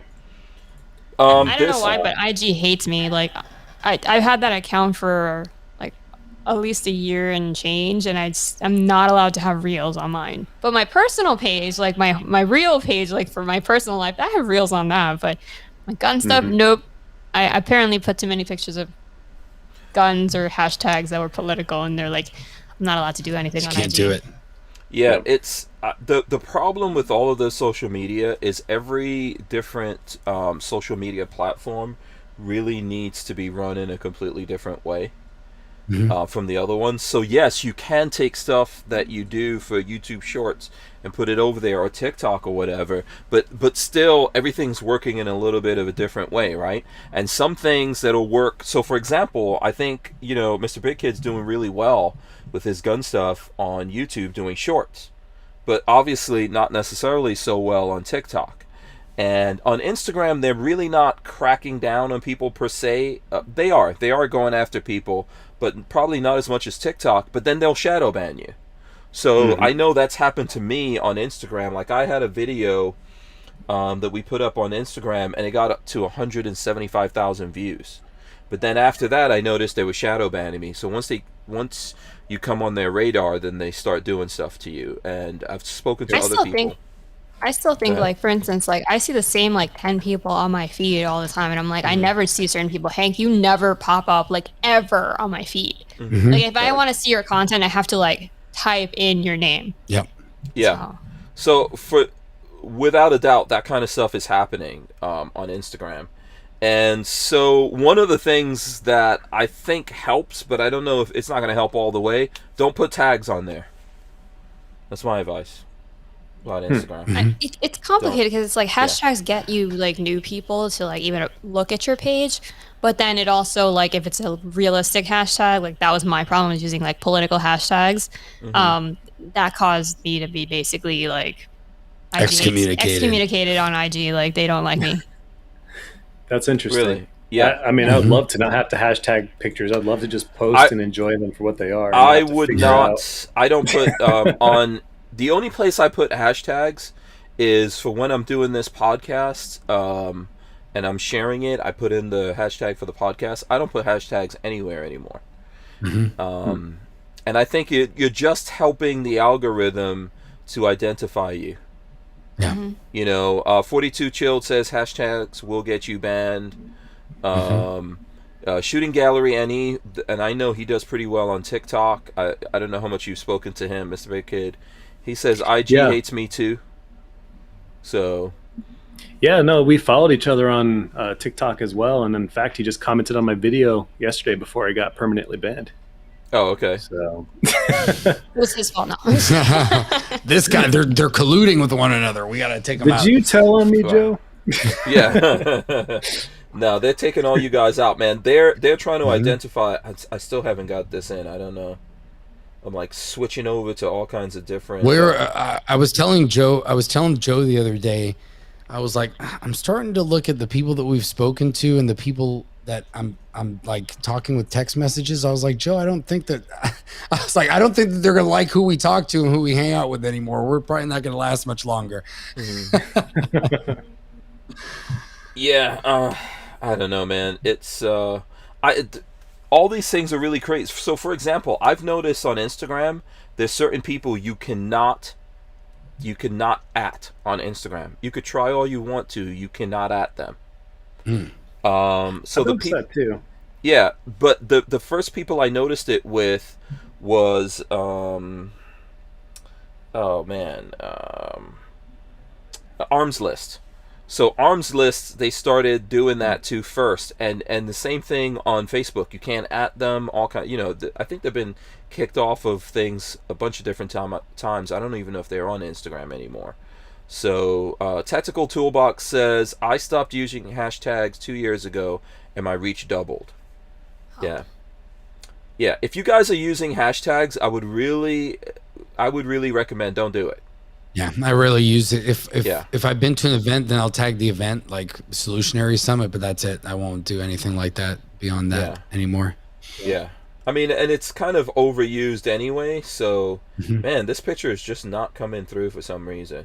That's no biggie. Yeah, it might be a big file or something like that, or my phone just is in a really bad spot and is refusing to get on the internet. So, if I get it, I'll show it. Okay, I'm trying to see what for all you people that subscribe to my Instagram, you can find that photo there as well, because I just wait, it's it. on your Instagram? Yeah, why didn't I just go to the Instagram? Oh yeah, I mean, yeah, man, why don't we think logically here? Trying the hard way.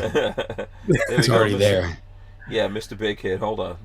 So when you said it the first time, I was like, why don't I just do that? And then I didn't do it. So it's on your... Which Instagram is it on? MrBigkid Media. Okay, how far down do I have to go here? Oof, you're going to have to go down quite a bit.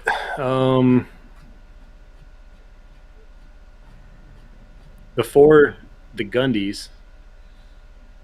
So that's Before a year the ago. Gundies. Okay, here, I'm going to show you where I'm at right It was a here. year Am ago. I still going? Yeah, the Gundies. Well, not a is full year. Long Am I time, still yeah. going? Am I still going back here? Yep, keep going. Past 30,000 subscribers? Yeah, dude. Your channel January has this grown year, ridiculously, man. Wow. January I was at 10,000 subs. Holy Oh moly. my god. Yeah. Keep wow. going, getting closer. Wow. Keep going. Dude, yeah, your channel has blown up really, really fast here. Awesome. Yep. Let's see. A Yeah, little that's further. So we're at the Gundies now. okay. We're at Wow. Now we're at pre-Gundies. There's my barbecue plate carrier. Yeah. Okay. Getting closer. Wow. Okay. Think there's me in my underwear. Yeah. Okay, scroll up. We must have passed it. Oh, okay. He's like, I just want you guys to check out all the content. Yeah, exactly. There's me in underwear again. Somehow I feel like we're getting trolled. What? It should be around there. So up a little more. Okay. I swear I just pulled it off of. There it is. Oh, all right, I see On it the now. left. Boom! There you go. Look at that. That's my mom.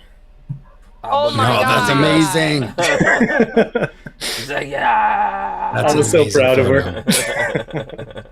That's cool. No, that was Oh cool. my That was God. worth awesome. scrolling through there and finding it. Yeah, people enjoy guns, man. Yep. Yeah, they do. You know. Yeah. Tactical Toolbox said, I also stopped using tags on YouTube. Agree with that. Don't do it. Not a good thing to do. The only place that we use tags on YouTube is so like on the auto channel, I noticed the biggest stuff on there is the Class B van stuff. Mm-hmm. But if I put any other kind of cars on there, it doesn't get that much attention because people, I guess, are tuning into that to see. That's how YouTube is now. It's very specific. If YouTube says you do van videos, that's what they show to people, Yeah. right? So if I do cars like supercars or military trucks or whatever else, it doesn't get that much. And then maybe I might put it in there, but it's not gun related, and it's not going to, bring a lot of bad attention to you. But even YouTube will tell you that tags don't really matter as much, except maybe where people misidentify you by name or something. So, like how you guys, people keep getting mixed up with Latino locked and loaded Latinos. In your YouTube tags, you should put both of those. Yeah, you should put both of those because, we're all messing it up. So that would probably help you guys a little bit. And maybe on your channel tags, you put like podcast or whatever. But when you're doing your stuff, don't put any tags in it. Yeah. Yeah, I really don't. Yeah. Because I know. Plus, we speak politically, so the less attention that we get from their algorithm, the better. Yeah. Yes. Lately, very political. Yeah. Look at this channel that we're on here. I mean, I used to do one of these live things and get 14,000 views, 20,000 views. I can't get over 500 views now. And there was a time like when I couldn't get over 2,000. Then I couldn't get over 1,000. Then it's like, what the hell is happening? And the subscribers are still there and all that kind of stuff, and just like how you guys are saying, oh, I can't see you, there's people all the time like, are you still putting anything up? Because what's going on? So I'm always trying to tell people, you really just have to go look in other places or come here specifically to find it, which no one does that. I don't do that when I'm on YouTube. I mean, I'm terrible at remembering when people's shows are on. So, and I have like the ring the bell for the notifications. It's like, I never get a notification for any of this, any of the shows. Like if they're gun related, the only notifications I get are for Kpop actually. It makes YouTube more money. That's why, because it's popular. It comes down to that. A lot of it, people think it's nefarious. Part of it is nefarious, but then you see a lot of channels that are really innocuous, like makeup channels or something, lose monetization. You're like, what the heck is going on? And it's because YouTube is just looking, it's like, are you making us money? So gun channels are like, you guys are controversial, so this is easy for us to take you guys out. Or to gig you or to make things really difficult for you. So with you, the rules apply to the letter. And we'll even make some rules up too. If you're political, guns, or anything like that. Yeah. Now, if you're other stuff, if you don't make us money, then we'll give you a hard time because you're just wasting our bandwidth. I think that's the way they look at it sometimes. Especially when the big networks are paying money now because they see that nobody watches TV. So they're like, let's put our videos on YouTube and we'll pay YouTube a lot of money. And what I've noticed, like I've seen this as a guy, so it took me years to get to 100,000 subscribers on YouTube, right? Now, I've seen that folks coming in with a fresh channel that doesn't have any red flags on it get there faster. And are getting there. Not everyone, it's not guaranteed, right? So, and I'm not trying to take away from MrBigkid. I know for a fact he's been doing a lot of hard work behind the scenes and in his videos and all that kind of stuff. But I've seen that newer people can grow faster than the older people, and I think that's because we have all these red flags and places where they tag us. And I actually saw that with Babyface P, that he did real well. He actually put out a video that went what I consider viral. Like this video went to 1 million, 2 million views, 3 million views, but it was demonetized, so it was limited, right? And the problem that he had is that he kept looking at the stats of that video and thinking, oh, I'm losing out on all this money because they limited my video, but it was getting views and his numbers were going up. Like I think he's over 25,000 subscribers now. And I said to him, please, whatever you do, don't contest that thing. He went and contested it, and they confirmed it, and then the next thing you know, the videos, it just, I think it got to maybe 4 million, and the minute that they did that they confirmed it, that video just fell off a cliff in terms of views. And, I think he's still doing well, right? And he still has an audience, but it feels like they put that first flag on him, So what's really interesting about that is I've had a lot of videos that what I'll do is I'll try to premiere them like a week out or 2 weeks out, and they all get initially ads taken off the video, so I have to dispute each one, and if it comes back not monetized or not monetizable, I'll either just turn ads off completely, or I'll delete the video and try again. Sometimes they'll allow it the second time. I'll just change a couple things up real quick. Now, there's one time recently where I let a video slip. I just said, whatever, I'm just going to let it go. And that video did horrible on the kickoff. Then all the views from my other videos started slowly dropping too. So it's like they did something to my channel almost to punish me for putting out video that is not content friendly or advertiser friendly. Yeah, you have to be really careful, man. Like I want your channel to keep growing, and I know we're running into 9 o'clock here, so I'll make this brief. I saw Brandon Herrera talk about this, and we know Brandon. I mean, he's taken off, and I think he's really got it down to a science. He's got lots of really good stuff going on his channel, but he said this. He was like, our policy now is we don't fight with YouTube. They delete a video or they do anything to the video, we're like, okay, fine. We'll just take our blows. We're not gonna complain, sir. Yeah. And because once a human being, a lot of what's happening is the machine. But once a human being gets in there and starts looking at it, that person is highly likely to be biased against you and start throwing a whole bunch of tags, almost as what MrBigkid was saying happened to TikTok. Once they start looking at you, that person is like, oh, this guy's a bastard. No, we need to smack him up. So it gets personal. Yeah. Yep. Yeah. So I'll just say that Tactical Toolbox gave us some advice here. He has a lot of knowledge about this stuff. I don't know how much you guys, I'm sure you guys do some talking about this. He says it's also super hard to grow a podcast channel. You definitely need to create separate shorts channel to gain traction and drive traffic to the main channel, similar to how Joe Rogan did it. Okay, that makes sense. That's a good suggestion. We'll definitely look into that. Yeah, I already have a secondary channel that we haven't put anything on because of something like that. I just haven't utilized it, so that's a good idea. Salsa y Fuego. Yeah. Okay. Yeah, you got to use whatever tricks you can. I think a big thing that will help is if you guys really do build an email list. I think what Joanna and Rolando, what you guys are doing is very valuable, and I've seen people in other aspects of this, not necessarily guns, doing the same kind of thing, and they can grow fast.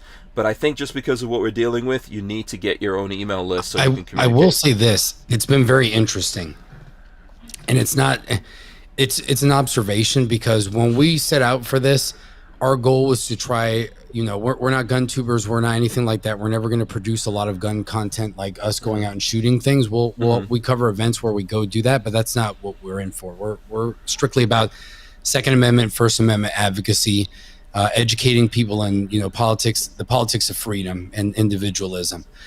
And one of the things that we've seen is we wanted to try to pull normal people into those beliefs, but it seems more people in the industry or in the gun community that are in positions of leadership or things like that are more interested in what we're doing, and they watch. And it's not always in the we're going to use these guys. Like we want to use them because they're unique. It's just they're almost very interested, like in what you have to say. They're interested in what we have to say, and they're like we come from the outside approach. We're not beholden to anybody in the gun industry or anything like that. We've dealt with people that we treat them like anybody else, because honestly, in the beginning, it was out of naivety. It's like, I don't know who I'm dealing with, so I'm just going to treat you like I treat everybody else. And then somebody would be like, that was such and such from such and such. And I was like, yeah, I don't really care. I treat him like anybody else. If he's cool with me or she is cool with me, they treat us with respect and dignity. That's awesome. If they don't, I really don't care who you are. And I think people have seen that boldness. And now that we actually know, I was like, I've spoken to some, I can call up Maj and talk to him and ask him for advice. I can do, and it's not tooting our own horn. It's just like, people are people. And once you deal with people and you see who respects you and that you can reciprocate that, you can build relationships. And, I don't think anybody's special or anything like that at this point. I look at people like, we're all human beings. They're all human beings. So they make flaws. They can do, make mistakes. And, I don't get like starstruck or jaded anymore.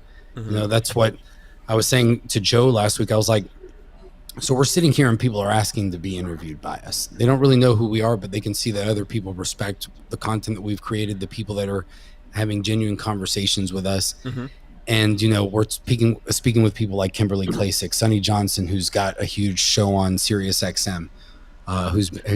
She writes for Breitbart. Eric July, who's got a huge channel, has been blowing up really recently. He's on also the Blaze TV.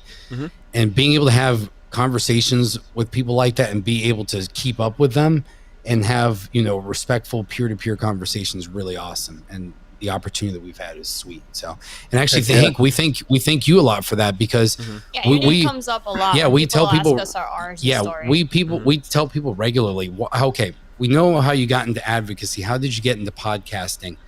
And it was that people gave us a shot to come on their platforms, and you were one of the people very early on that continually brings us on the platform, let us have a voice. You brought Joe and I each individually, and we built our own confidence, and we're like, we can do this as well. And we really appreciate that, Hank. You've always been a big supporter and believer in what we do. And thank it you, means man. a lot. You guys did most of the work. I just recognize, game recognizes game. That's it. Well, sometimes that's what you need. You need somebody to tell you, like, hey, I think you can do it. And you might not even think about, because we just genuinely never thought about doing it. It's not that it's like, well, yeah, we can do it. It's just I never thought and didn't have that first step. So I really appreciate that, Hank. Oh, you're welcome. And I appreciate you guys coming on here and spending all the time. Okay, listen, we got to let everyone go. Let's start with Mr.Bigkid here. Obviously, once again, congratulations, man. I always really enjoy having you on and talking to you. Hopefully, we'll get Tactical Toolbox to come on one of these days with us. Heck yeah, that'd be great. Yeah, and talk about some conspiracies. But how can the folks out there support you further, and where can they find you? All that kind of stuff. Well, I run a blog and I try to post some deals and ammunition sources and stuff like that too. But I'd love for you guys to come over to MrBigkid.net and sign up for my mailing list. And that's a way I can stay connected to you, if one day I get shut down. But also I have accounts on Odyssey, MrBigkid, YouTube, MrBigkid, and then Instagram, MrBigkid Media, and not TikTok anymore, so don't worry about that one. Oh, you're going to get the TikTok back. Don't worry about it, man. Listen, you just today got to 100,000 subscribers. I'm pretty sure that by next year you'll be like 500,000, million. I hope so, yeah.